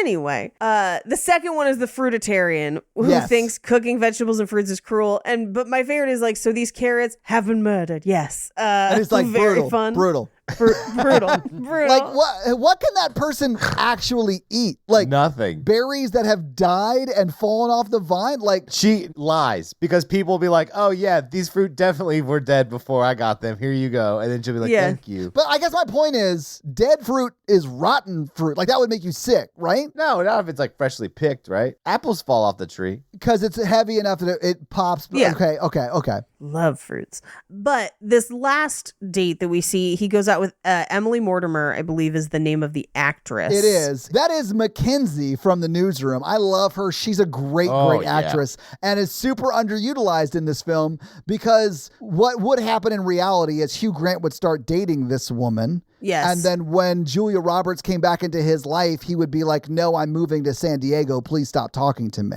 Or he would terribly hurt her because he would immediately go back to Julia Roberts. Because it's clear she's super into him. Like, she's looking over to him at him during the dinner in like a very like, oh, I'm into this dude sort of way. And when they leave, or when she leaves, she like kisses him on the cheek and she's like, I'd love to see you again. And he's like, yeah, this is great. Yeah. And after she leaves, he's like, she is perfect, but she's not my person. Like, Right. is basically what he says. And he's like, you are lucky. You two are each other's people. And I have only loved twice. And once broke my heart. And the other one was you. And you married him. But clearly you should be together. Yeah, yeah. I like that he says that in a way that's not like, you bastard. He's like, No, he's happy for I was them. in love with you and you found your other person and it just wasn't me. And they like stayed friends. Yeah. I also think this whole speech is like a timing thing where he's really not ready to date because Julia Roberts hurt him and he's not being honest with himself. Yes. I think that's kind of what he's saying, because he is saying like, she's perfect, but I'm not going to pursue her. Because she's not my person, though. Exactly. I mean, like that's where it breaks down. soulmate bullshit. Oh yeah, like but listen, I understand why someone would phrase it that way. Yes. Because they're not ready to move on yet, though, you know? Right. Yeah, I think you may say that, but the reality is you're not ready to move on. Well, and eventually he gets there. Like, we don't, Yeah. Julia Roberts does not contact him again until he gets there. Like, we're on the journey no, to that. No, she's about to contact him again right shit, now. Shit, I meant like sorry. Remember, she does the same thing 3 times. I forgot. You're yeah. right. Yeah. And for me, cutting out one of them would cut the enough? runtime of this movie and be enough. Yeah. But this next section is the one that I would keep because this is where most of the love story It is. Yeah. Yeah. Because she shows up at his door and is basically like, essentially what she says in this moment is, I feel safe with you and that's why I came here. Which is Yeah. sweet. Yeah. Yes. I really love that she's doing that sociopath thing where she's acknowledging the way she's hurt you in the past. Yes. And apologizing for it because she needs something from you in this moment. And I do love that he is very empathetic to her and is like, yeah, this is the place. Like, Yeah. I understand why you wouldn't want to come here or you would be afraid to come here, but I am here for you and whatever you need. He is such a nice guy. Like, he's so good in this movie. Well, and this sounds terrible, I do understand why she goes there. Me too. Yeah. I think she made the right call. Like, he I think so does too. try and protect her. He is helpful. Like, he is not trying to He's like non-judgmental. Yeah. He's Yes. very supportive, and he just wants to treat her like a regular person. Yeah. And she gets away from all that. Yeah, because what has happened is that someone found older pictures that she took, nude photos, and then also a video that went along with the photo shoot. So now it looks like a porn film. Yeah. And the tabloids have latched onto it, and she is devastated. And if those were things that you didn't think would get out, like, I understand how devastating that would be. And honestly, so many more people have nudes than you think. Everyone should just get way cooler about that. Like, please stop torturing people when it turns out that when they were super poor and waiting tables as an actor, they had to take a topless photo.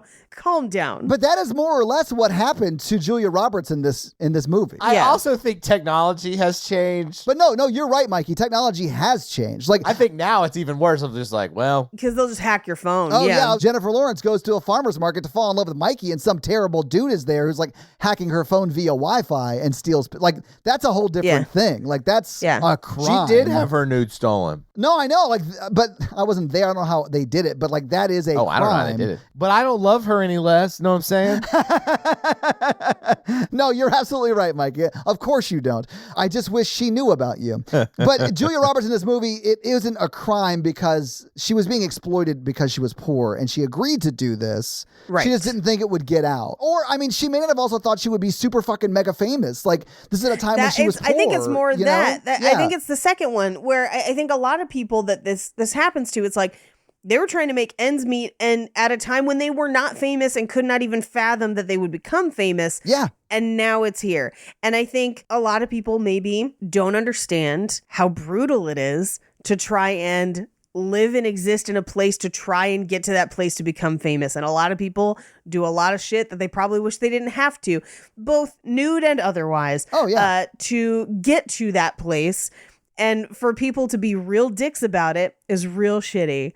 I also think because of, and this is terrible, but because it's common that nudes get leaked for whatever reason, Yes. whether a phone gets hacked or whether an ex shares them when they shouldn't, like that kind of shit happens so much now, which is terrible again.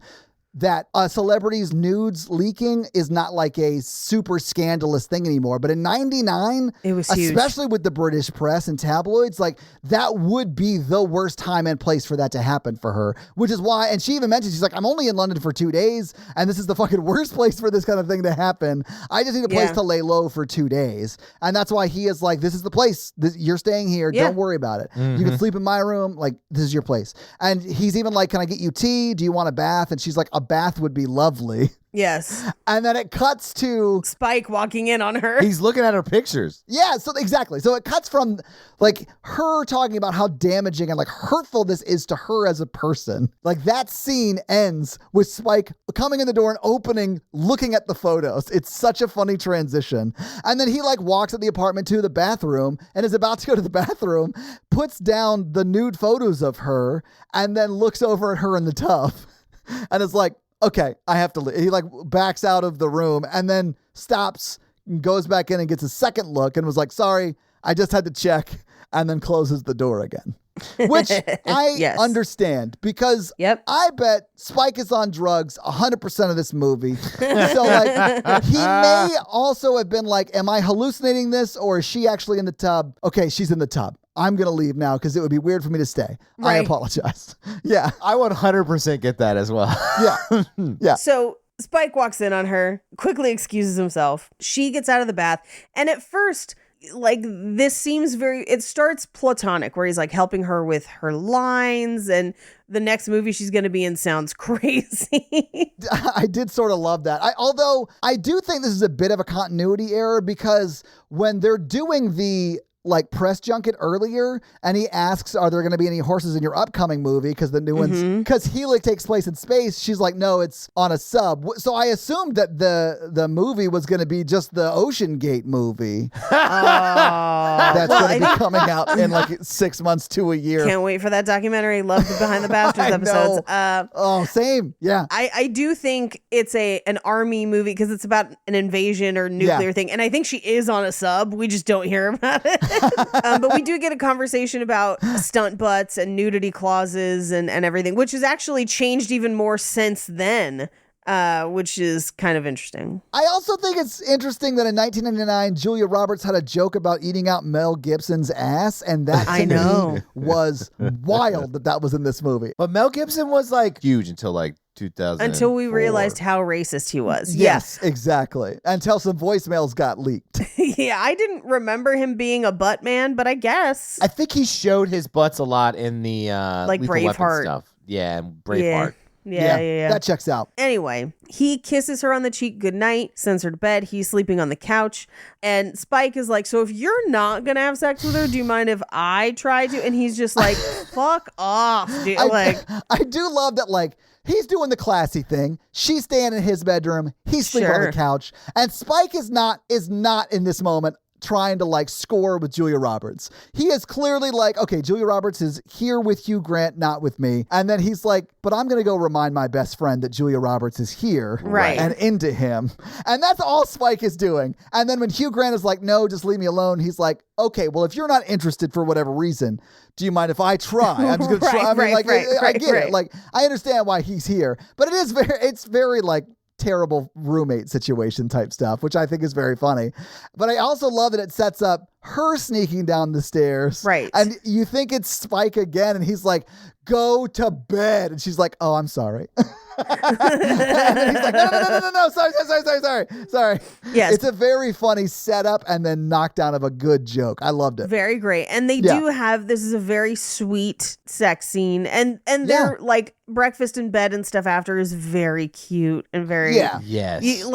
you root for them. You want them to be together. You feel the romance. You do. They have great chemistry. Yes. They really do. Yeah. Yeah. She goes to bring him breakfast in bed and the doorbell rings and he goes to check on it and literally the entire paparazzi is out there. Yeah. And so as he comes back to try and figure things out with her, Spike goes outside and poses. No, not yet. Spike doesn't go out first. No, I know. Hugh Grant opened the door. I know. And then they get photos of him. And then Julia Oh, that's right. Roberts She comes does up and it's pop like, out. what's going on? And he's like, I think still dazed at what's happening. Yes. Although I don't love this scene because he should have like grabbed her and stopped Well, he her. says no. He tries He to stop her. He does. says, no, He don't go does. out there. Yeah. And she's like, you're up to something. So like, I don't think anyone's to blame for this is my point, I guess. She Yeah. opens the door though, and they get pictures of her just wearing his shirts. Yes. And he had just come out in boxers and a t-shirt. So like, clearly they had just been intimate or Right. just woke up. I mean, they Right. might have tried to play it off as that, not that, but like clearly it was that.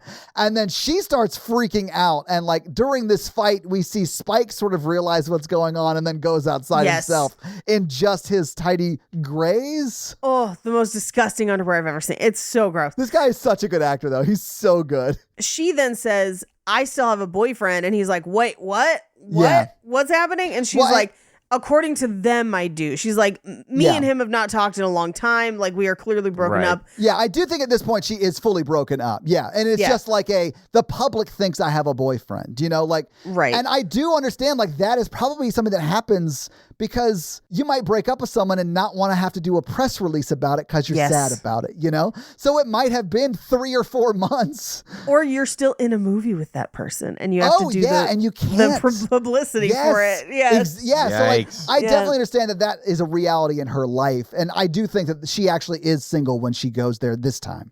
Yes. I don't think she handles this well, although I understand why she doesn't handle it well. I But- fully understand why she handles this the way she does, and I don't blame her for it. Because she immediately goes to, you called them, you betrayed me. Or Spike did. Like, I don't think it matters ultimately to her. This She's was like, not the safe space I thought it was. I Yes. think that's what it is ultimately. Because I don't think she's placing blame on Spike or him. Just Right. somebody did, right? And then we Right. come to find out it was Spike because he told people down at the pub. Now, Right. I don't know if he got paid by those people, and I definitely could see Spike just being this kind of dumb to tell his friends, and then his friends start telling people, and it gets Yeah. out, Right. But anyway, as she's like storming out, like she calls her personal assistant and security and they come over and get her. And as she's about to leave, she's like sort of trying to explain to him why this is terrible. Right. And he's like, I just want a little bit of perspective. Like, there's a lot of worse things going on out there. Like, this is something that we can laugh about later on. And she's like, yeah, sure. But like, this is going to be in my life forever. I'm going to regret this forever. And when she says that, you just see it crush him in a way that like is so It's crushing.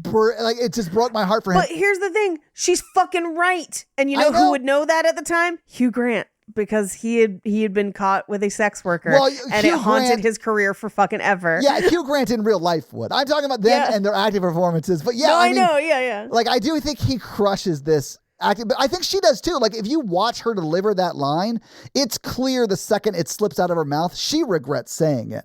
So like, Sure. I love that. Like she is like, "Fuck, I'm fucking this up again." Even though I understand why she's reacting this way, I do feel like even in the moment she realizes what she's done and is about to say something to him to like fix the situation where their relationship doesn't come apart in this moment. And then that's when the doorbell rings and she leaves. See, I think he is being unreasonable in this moment and deliberately obtuse. Because I'm like, how do you not understand how bad this is going to be for her? How are you not freaking out also? Yeah, but like she basically just said, I regret spending time with you. I understand. Yeah. And this is what's terrible. I think if I were Hugh Grant, I'd be like, that sucks and I hate to hear it, but I also fully understand because this is the fucking worst. Because when he's like, I mean, there's people starving perspective. I'm like, you just nuked her life, dude. Like, not you personally. I know you didn't mean to, but like, this is the amount of shit she will have to deal with. She nuked her life. Like, she needs to take responsibility that those paparazzis are there because of her decisions and not his decisions. Well, she doesn't know. She just came there to be quiet, and now it is going to ruin her life for the next few weeks and probably years. Like, that is a reality. I understand being mad about that. The fact that he's like, I don't get why you're so upset. I'm like, I don't understand how you live in this world and didn't just see what happened and don't understand why she's upset. I think she is more upset than when the nudes leaked, which is a crazy. Okay. No, because reaction to it me. compounds. So, It compounds. It's like the nudes leaked and now this, and now the story is going to be that she's some out of control sex fiend and she will never escape it. I also don't think she's madder about this than she was about the nudes leaking. We did not see her when she received that information that the nudes leaked. You know what I'm saying? Right. We only saw her when she was asking for help from that situation. Like, I bet she blew up and lost her shit. I fucking would. Like, Yes. Yeah. I just don't. I mean, she made the decision to go stay with a guy with roommates, with a neighborhood, with all of this other stuff, and like, don't put the like. I know that you're angry and frustrated with the situation, but she kind of funnels that at him, which I don't think is super fair, because he did not make those decisions for her. She made those decisions. But here's the thing. Her decisions don't exist in a vacuum. They exist in a society that will actively treat her differently, not just than him, but like than her male counterparts who would encounter the same thing. Like, she is reacting to something out of her control and just trying to do damage control. And the fact that he's not kind of more empathetic to that is a little confusing for me. He is super empathetic with everything else in this movie. I do think he is just trying to get her not to leave. Right. Yeah. And I think they need to have a real conversation about it, which I don't think they are able to do because of the emotional state. Yeah. And I really do think when she says, I'll regret this forever, and then I feel like she does sort of display that she regrets that, saying that immediately. Sure. I do think that she was going to be in a place where She could have easily said, I regret them coming. I Yes. don't regret spending time Exactly. with you. I And think yeah, that's yeah, what that she would've- meant. Like, if I too. heard this, Yeah. I wouldn't interpret it as me. I would interpret it as this situation is terrible. But that's how Hugh Grant interpreted it. exactly. So like Yeah. I get that, and I think you're both right. I think she means I'm gonna regret them showing up at your house forever. I don't think she regretted sleeping with him or coming to Yeah, of course coming to not. him for No. help. But Hugh Grant reacts that way. Like, that is how he feels when she says that. He was just like, oh, I was Right. just some pit stop for your scandal. Okay, well, I guess I'll let you go then. Fine. And that's sort of what Yeah. happens. And it's like, I don't know, if her personal assistant had rung the doorbell 2 minutes later, I feel like they would have stayed connected in this moment, but they don't because of the timing. Right. Yeah. I don't know. I guess for me, I'm just like, this is so shitty for her. It is. And for he's like, I don't know why you're freaking out. I'm like, what? Do you have any idea what they're going to say about her now? Like, what are you talking about? He doesn't. You have to explain it. Like, he has no concept of what being famous is like. But here's the thing. I don't think you need a concept of what being famous is like to understand what they're about to do to her. Like, you've seen a newspaper. I think you cannot assume that someone understands what you're going through. You have to communicate in most situations, because that's why people misinterpret each other, and then it causes stuff like Well, that. and I do think the ultimate problem here is they're not communicating well. Like, she is Right. Sure. yelling about a situation that fully fucking sucks. Yeah. And he just doesn't want her to leave. So he's trying to say things Right. that you would commonly say to diffuse things with people who are not famous and dealing with things that will be in international papers. You know what I'm saying? Yeah. So like Yeah. they're not able to communicate in an effective way for the type of relationship they're trying to get into, which I fully get, and I love this scene because of that breakdown. Like, I just think it's a I think really it's a well very written scene. realistic way that people miscommunicate Yes. and cause rifts in Yes. relationships. That's one of the reasons I like it so much. Yeah. But she leaves, and then like we get, I think, the best passage of time single camera shot Yes. in any movie ever. Yes. With the seasons changing. And this is where we see her sister break up with a cruel boyfriend. And I was like, I didn't need this. Like, It's okay. So at the beginning of the shot, and it's literally like a minute long, we hear, I think, one of my favorite songs, Ain't No Sunshine When She's Gone. yes. I do love that song. And he's just walking on Notting Hill, right? Yeah. And they have it set up to where there's a pregnant lady when he first starts walking. We see his sister and then with she the has boyfriend. a baby. Yeah. Yeah, and it goes through like all the seasons, right? And then at the end, we see her boyfriend, or we see his sister break up with the boyfriend, and we see that lady with the baby. But like, Right. he's walking through like rain, and then it becomes snow, and then it's just such a good shot. I loved it so much. Yeah. And we end at his sister comes to the bookstore and is like, hey, I got her assistant's number. And he throws the numbers away. Oh, I loved that moment for him. As someone Yeah. who's been through like a relationship like this, it takes a lot to get to the point where you're like, nah, I'm done with this person. I cannot give them another chance. Like, and it's hard when you've been like super in love with somebody who didn't necessarily feel that way about you. Yeah. Or treat you in a way that made you feel that, you know? Yeah. Anyway, but of course it's a romance movie, so he fully does take her back. Of course. Well, yeah. We cut to the restaurant, where the closing restaurant that we hadn't heard about since the first scene of this film. Yes. And his sister at one point is like, I'm getting engaged to Spike. And you're like, what? Oh, what? No. Right? I mean, Spike seemed just as like surprised as you guys, because the only time we ever see them together is when she runs in and gives the number to her agent, right? Yeah, that's it. So like, Yeah. And they're not like making out or holding hands in that scene or whatever. Yeah, it's a real weird addition. I mean, even Hugh Grant's like, I'm your brother. Who are you dating? Yeah, what's happening? But this is where we find out that she's in town filming a movie. And so he goes to set to talk to her and does get to like listen in while they're filming. And she basically is like, I don't like the way we left things. We should talk. And then he overhears her talking to a co-star, which again, he wildly overreacts in this moment. Oh, I'd leave. No, Yep. I'd leave fully. I would fully leave.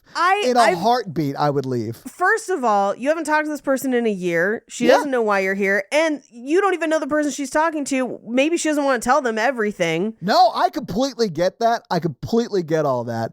But if this person has like not treated you well as a human twice before. Sure. I mean, I wouldn't have gone to the set, to be honest with you. I probably wouldn't have either. Yeah. But when you get there and they're like, again, in person saying things that you want to hear to get you to stay. All she says is there are things that need to be said. Yes. But all she could have said was, that's an old friend. We're going to catch up. Yes. And then I would have been like, cool. Yeah. I think she literally says basically the equivalent of that, where she says it's a guy from the past. It's an awkward she situation. says he's a nobody. Yeah. And I don't even know why he's here. It's kind of an awkward situation. That's true. That is accurate to what is happening. Yeah. You are not in a relationship anymore. It is an awkward situation. They were and never he just in a showed up relationship. without asking her. Yeah. Like everything she says is true and is vague enough to get the guy to stop asking questions. But she showed up without asking him when her nudes were leaked. Like, I mean, like, it's... He didn't have to take her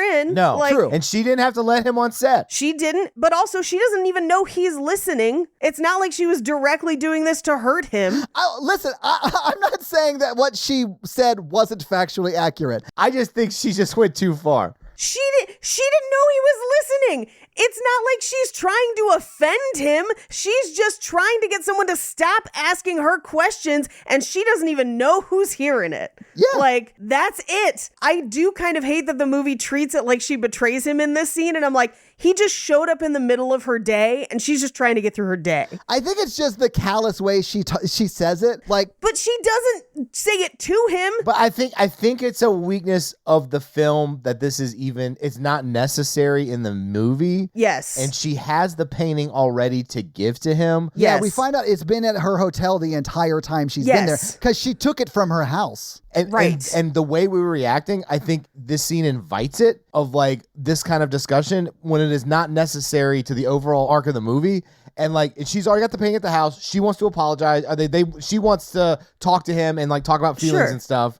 And having this scene in is pointless. And all it does is add an unneeded roadblock that they don't really need right now because they've already Yeah. had the passage of time in a roadblock. I would cut this out completely, Yes. personally. It confuses the tone of the film. Yeah, so what you could do is get rid of the phone number exchange with the sister. Yeah. And instead have the guy who that said... doesn't even apply to this. That's I not know, even that's how what he I'm got saying. there. I know, Yeah. that's what I'm saying. Cut that all together. And then have him say, the guy who says she's actually in town, have him come to the bookstore and say that. And him being like, I know, I'm not But going. I'm not going to go. Yeah. Yeah. Because that sort of condenses those two moments. And then have her show up. Yeah, and then jump to her showing up and saying, I've been in town for 3 months filming this.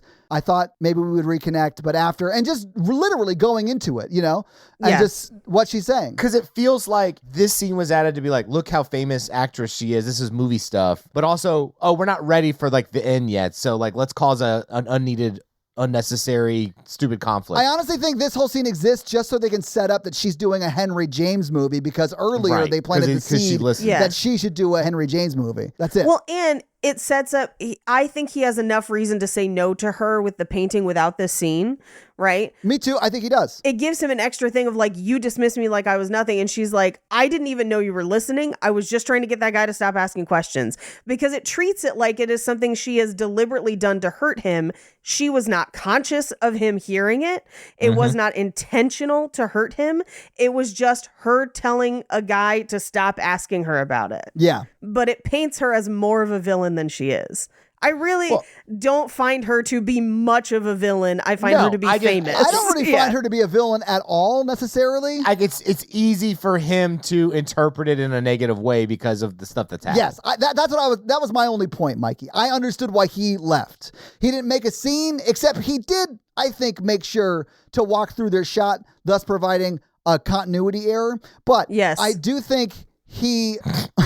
Like, I understood why he left in that moment, because he's been hurt by her twice before and is like gonna be again. But it's just unnecessary. And you It would is have saved the movie unnecessary, like you're $1 million to save that scene. Oh, I bet that scene was very expensive. A lot of extras. They have horses in costumes, that movie. horses, right? yes. So like fully that shot for that 3 minutes of the movie was probably one of the most expensive sets. When they could have been like, oh, she's filming a Henry James film across town. He says, no. Yeah. Exactly. I don't want to go. If that's all you needed. That's all you needed. And then she just shows up at the bookstore at the end when she's leaving. I think you're right, Pay. I think it does paint her in too much of a villainous way. And she's not. She is not a villain. Like, she is a famous person reacting to her world. Yes. I don't think she's a villain. I think she is a victim of her circumstances. I do think she made a mistake in not clarifying that she was in a relationship, or there was some weirdness with Alec Baldwin. Like, yes. But again, that's something I would cut because you don't need it. Me too. But even if she had been like at the dinner before they go back to her hotel and she's there, if she had been like, hey, I had a breakup conversation with my ex. We've been on again, off again, and I just wanted to be upfront again about that. I did not expect this to happen, or just write it out of the goddamn script. I would like to put forward a motion that we call this type of movie behavior over conflict, where the conflict is already established. It is. Yes. We don't need to triple down on this. Yeah, this is a hat on a hat for sure. Yeah, over conflict is what this is. But he is hurt by it, and he leaves. Like, have her kick his dog on the way out if we're going to go this far. You know, it's crazy. It's also, you'll remember in Four Weddings and a Funeral and Love Actually and this, it's all women. There are women being unfaithful or participating in relationships, breaking up other relationships. Well, I mean, to the point where I wonder how the writer-director feels about women. Just saying. In Love Actually, there's also, like, Snape does that in Love Actually, too. Like, I mean, I realize that he's doing that with the girl from his office. Adultery takes two people, so there is going to be another woman for sure. I mean, well, and she like pursues it. Like she, you know, like I said, you might question how this director feels about women. Just saying. And it's Emma Thompson. How could you do that to Emma Thompson? Well, if you show me a hot famous person, I'll show you a dude's probably cheated on her. Yeah, that's I'm actually sure true. that's true because they're dumb. Yeah. I mean, look at me. I've been cheated on. Can you believe it? Yes. I'm just saying looks only get you so far. You know what I'm saying? So you're saying there's a chance is what you're saying. That you get cheated on again? Yeah, maybe. Yeah, 100%. I got to go check on something.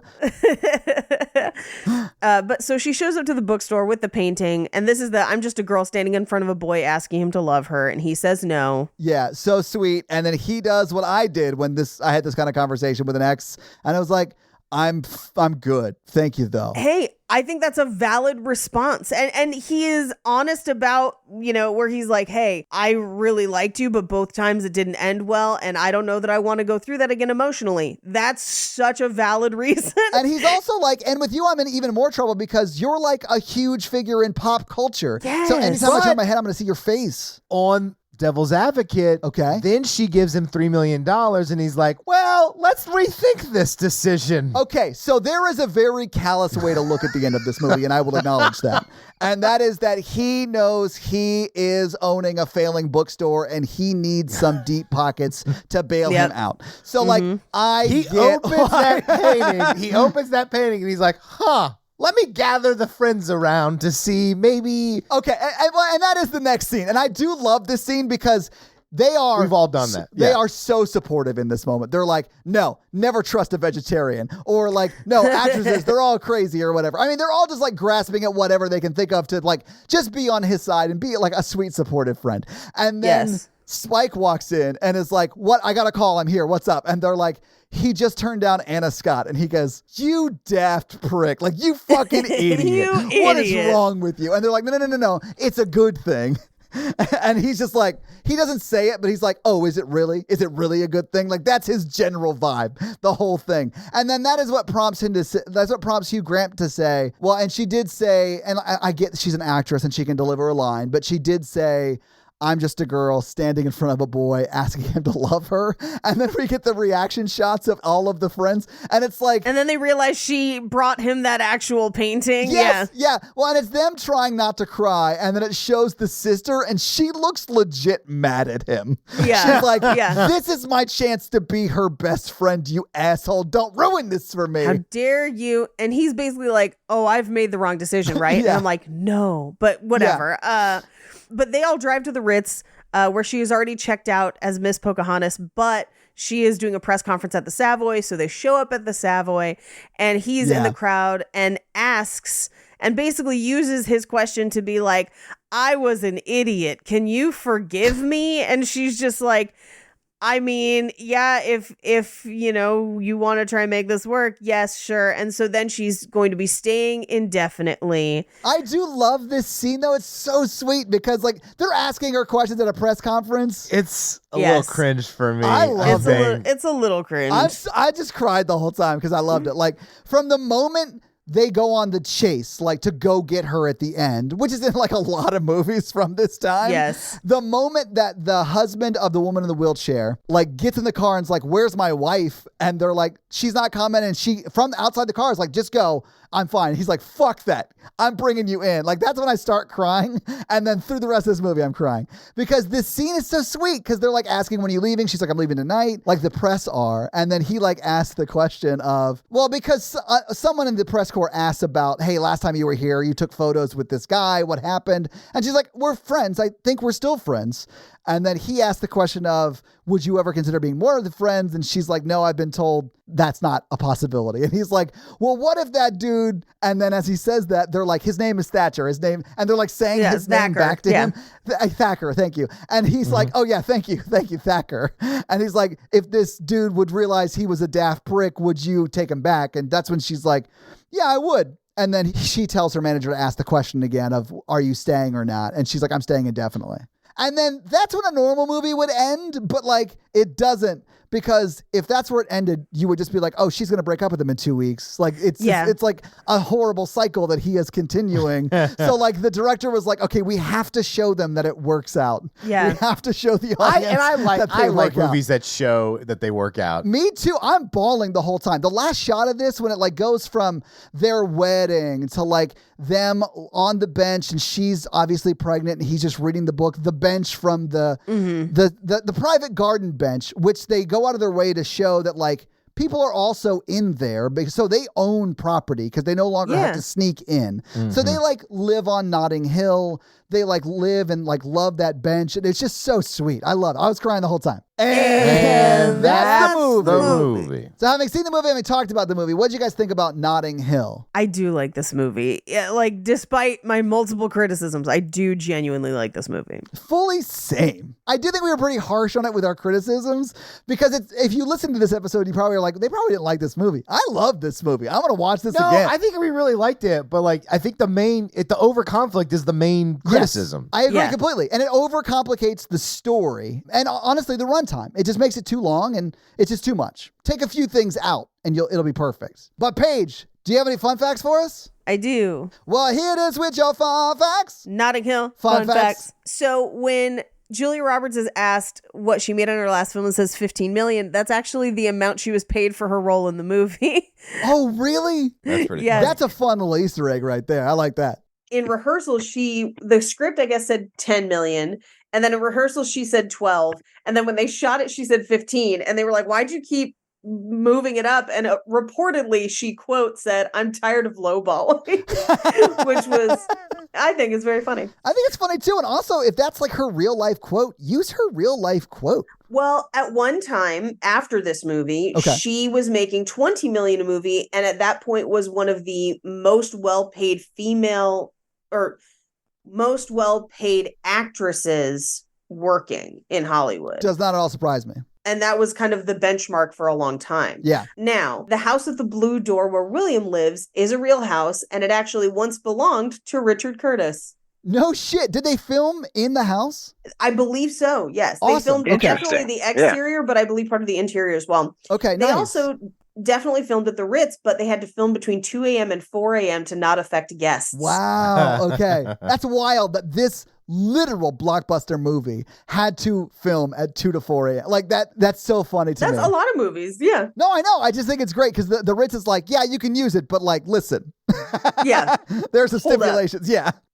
Now, the scene that looks like one continuous shot is actually not a continuous shot. Yeah, they do actually what they do in a lot of 1917, which is like an in-camera it's so good. Yeah. So they actually filmed all 4 different shots the same day. So they redressed. Yeah. But they actually used post-production computer technology to seamlessly basically rotoscope and place Hugh Grant from one shot to the next. Yeah, you can actually. So they do it in 1917 a lot as well. You can kind of see it in this. You can sort of see it. The one that I think is the most obvious is when the flower truck drives by at the end. Yes. They rotoscope around. I think it's his sister. Yes. So and you can sort of tell where that is happening, but it's so well done, especially for 99. Man, it's such a good shot. Yes. Julia Roberts was the only person considered for the role at any point. And they didn't expect her to say yes. But she said that this was the best romantic comedy she had ever read, so she would have to do it, which I do agree. This is a fantastic romantic comedy. Mm-hmm. Yeah. It's better than most of the movies we do on the show. Yes. Yeah. Definitely better than next week. I cannot wait. It's your pick, so you would know. I know. So the bench used in the film, the one from To June from John, lives, air quotes, in Queen's Gardens in East Perth, Western Australia. It was purchased at auction as a gift for a relationship that subsequently failed. However, makes sense. God, rich people, man. I know the person that bought it donated it to the city of Perth, and now it really does live in a beautiful garden that is locked at night. That's awesome. Yeah. Julia Roberts' least favorite line in the movie is the one where she talks about going to bed with Gilda and waking up with me. Rita Hayworth's famous quote. Yeah. She said it was nails on a chalkboard, and I don't believe any of that. Now, we talked about things that we think were probably cut out of the movie or smooshed together. The final cut of this film was 3.5 hours long with 90 minutes edited out. Fuck. I'm sorry. Are they editing an episode of Romancing the Pod? Like, good Lord.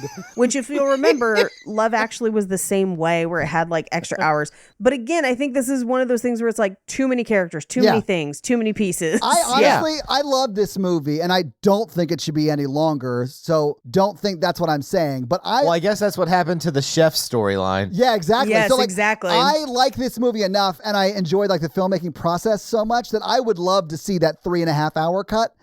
Just because I would love to see like what they had. Yeah, like what they had in it, all that stuff. I love director's cuts like that. Not like we've added the 4 extra minutes. I'm like, no, give me like the full 4 hour. Yeah. Yeah, I want to see the 4.5 hour Mallrats. Like movies that should not have been 2 hours. Right. Like they're 3 hours long. Yeah, I want to see that. I want to see what was going on, But like this is one of those movies I would watch that just for like the curiosity of it all. Yes. The bookshop is actually an antique shop in real life, and it's next to a butcher. And on the other side of the butcher is an office for Richard Curtis's production company. And shortly after becoming a popular singer, Adele bought the flat above the bookshop. Really? But only lived there for a short amount of time and then sold it. Wild. I think probably because it's very difficult to live in a popular place like Notting Hill if you're famous. I'd imagine so, because people will be like taking pictures of your windows and shit, Yeah, exactly. Now, much like Julia Roberts, Hugh Grant was the only one considered.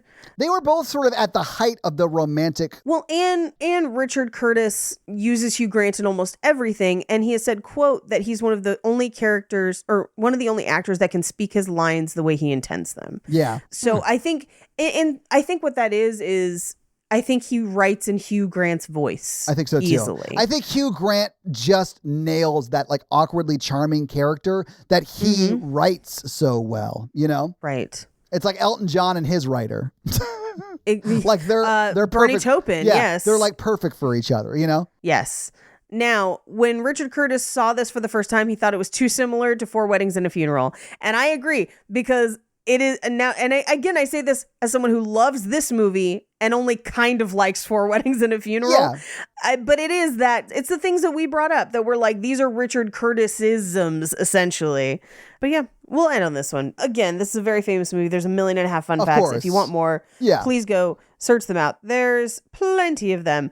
But during the opening scene where William spills coffee on himself, it wasn't coffee, but in fact Coca-Cola. Oh, really? And those are your fun facts. I wonder if it's because that stained what looks more like It stains coffee. the same color. Yeah. Yeah. Yeah. Usually Coca-Cola is a common replacement for coffee, or sometimes it's just cold coffee. Yeah. And then they put this stuff in it that makes it look like it's steaming, even though it's cold.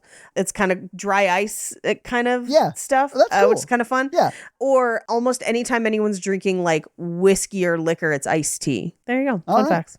Well, thank you for those fun facts page. Let's talk a little bit about box office. So what do you think the production budget was for Notting Hill in 1999? Well, we know it was over 15 million. I'm going to say 50 million. Okay. I'm going to say 39. Okay, you're both very close. I think Mikey's closer. It's $42 million. Now, if you adjust that for inflation, though, that is $76.6 million today. So this is a big budget movie. Now, let's see if that gamble paid off for them, because this movie premiered on May 28th, of course, 1999, but it wasn't the #1 movie in the theater that weekend. It was beat by Star Wars Episode 1, The Phantom Menace. Sorry. I'm sorry. Oh, you got to be using the boomer Jar Jar. That movie had been out for only 2 weeks at that point and was still #1. Notting Hill did come in second place this week. #3 was The Mummy. #4 was Entrapment, and #5 was The 13th Floor. But what do you think Notting Hill made in its opening weekend? Now that's what I call pod racing. That honestly, that top 5 is a great top 5. Entrapment,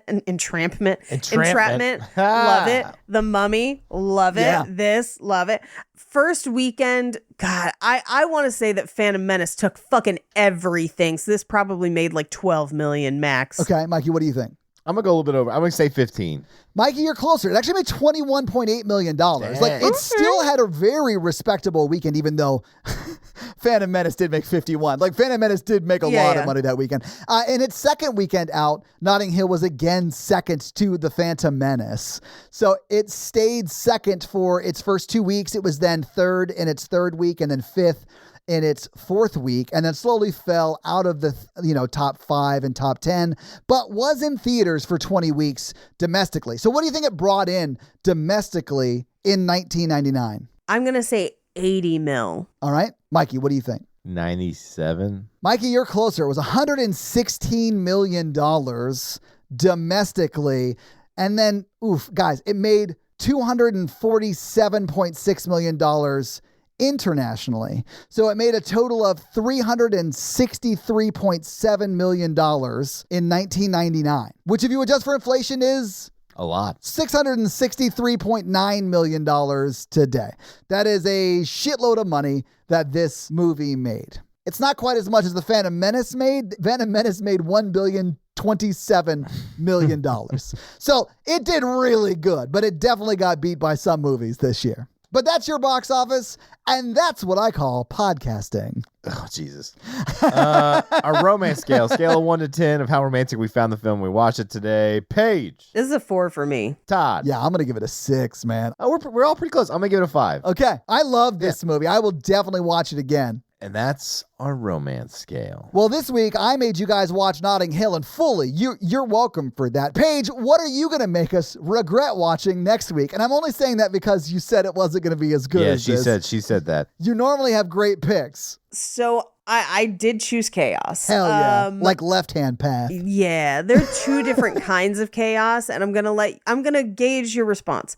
One of them, unfortunately, still costs $14 streaming, and so I didn't want. I thought that was a little steep to make everyone watch, but I do still really want to do it. Or one of them is a sequel to something we've already done, and is a level of bonkers that makes Mikey uncomfortable. Mikey will hate both. A sequel, but a for rom-com? different reasons. Different reasons. A rom-com with a sequel. So that's got to be like Princess Diaries. Like it's got to be the Chris Pine Princess Diaries. It's got to be one of the picks. Do you think that's enough chaos, Tom? I don't know. I haven't seen it. I don't know. Do you want to know why I think you'll hate both movies, Mikey? Yeah. So the one that is $14 includes a lot of music. And the one that is less money is overtly sexual. I can already tell you I'm going to love whatever movie this is. It's a real Sophie's choice, huh? I like sex more than the music. Okay. All right. Todd? Same, honestly. Yeah, no, same. All right. Yeah. Then we're doing 365 this day, which is Yay! 365 too. Because it's been a year since we did the last one. What's up? And we will do Love Again another time. I cannot wait. I have been looking forward to watching this pornography with my friends for such a long time. It's so much crazier than the first one. How It's is that so possible? nuts. His dad gets shot from space. It gets they all get progressively crazier because you meet Nacho in this one. And anyway, I'm so excited. But Nacho was in the first one. yeah, but you get to like spend time with Nacho. Wait, Jack Black's in this movie? Oh, okay. Yeah, Okay. Nacho. No, I'm glad. What was the other choice? Love Again, which once it is less money streaming, I'm absolutely forcing us to do. But that's the one the with the guy Celine from Dion one? Outlander about Celine Dion. I would have liked that one too. Okay, I feel good about this. Yeah. So 365 to 365 this day. You're welcome. So your homework for next week is to try to not have your kids walk in on you while you're watching pornography, and then check back for this episode on 365 this day. Yes. Yeah, so Mikey, do you have a review for us to read? Yes. Awesome. Well, whose review are you going to read this week? I'm going to read Ken Rober. What does Ken Rober have to say? Shoopity doo wop. Oh, I can already tell you right now I'm going to love this review. It makes my day every week to hear Paige geek out about Henry Cavill. Cavill. Is that how you pronounce his name, Mikey? Cavill like travel? That's what he tells people. Her romance books, kitchen stuff, and cannibalism. Mikey and Todd are okay. 5 stars. Oh, that's not fair. It's hurtful. But maybe if you let me talk more about the kitchen stuff. That's it. That was 5 stars is the end of the review, friend. Oh, did you already say 5 stars? Uh-huh. My bad. Well, thank you so much for that awesome 5-star review. And if you want to have Mikey read your 5-star review, give us a 5-star review. So, yeah, guys, if you like this power throuple that we have here on this podcast, make sure to check out our other podcast, The Horror Virgin. And that is the only other podcast that Mikey and I are on. But Paige gets around, and she is on 2 other podcasts, Black Card Rehab and Cult Podcast. So guys, definitely check out those because they're amazing. If you want to follow us on social, we are at Romancing the Pod Show Yes. on Instagram, and we are at something else on Twitter who I just have never taken the time to learn It's just Romancing Pod Show because they have a character limit and it's show SHO like Showtime. So guys, check that out as well. And if you want to follow us all individually, Paige is at Rampage Wesley everywhere, including TikTok, except for Twitter, where she is at Paige Wesley. Mikey is at MRandolph24, and I am at Todd J. Awesome everywhere. And guys, we got a P.O. box. So if you want to send us some love letters or whatever you might send to a P.O. box, it's actually not a P.O. box. It's like a regular street address. It's pretty awesome. It's 6688 Nolensville Road, number 108-34, Brentwood, Tennessee 37027. So send us some stuff. Yeah. That's going to be it for us, you guys. I'm Paige. I'm Mikey. And I'm Todd. Nope. You complete us. Ookie spooky. Spooky-pletion. I've heard of girls Notting Hill was a myth. It is after marriage. What up, wow. Your rejection of science is upsetting. And also, the movie next week will prove that it's not a myth. Bye. Bye.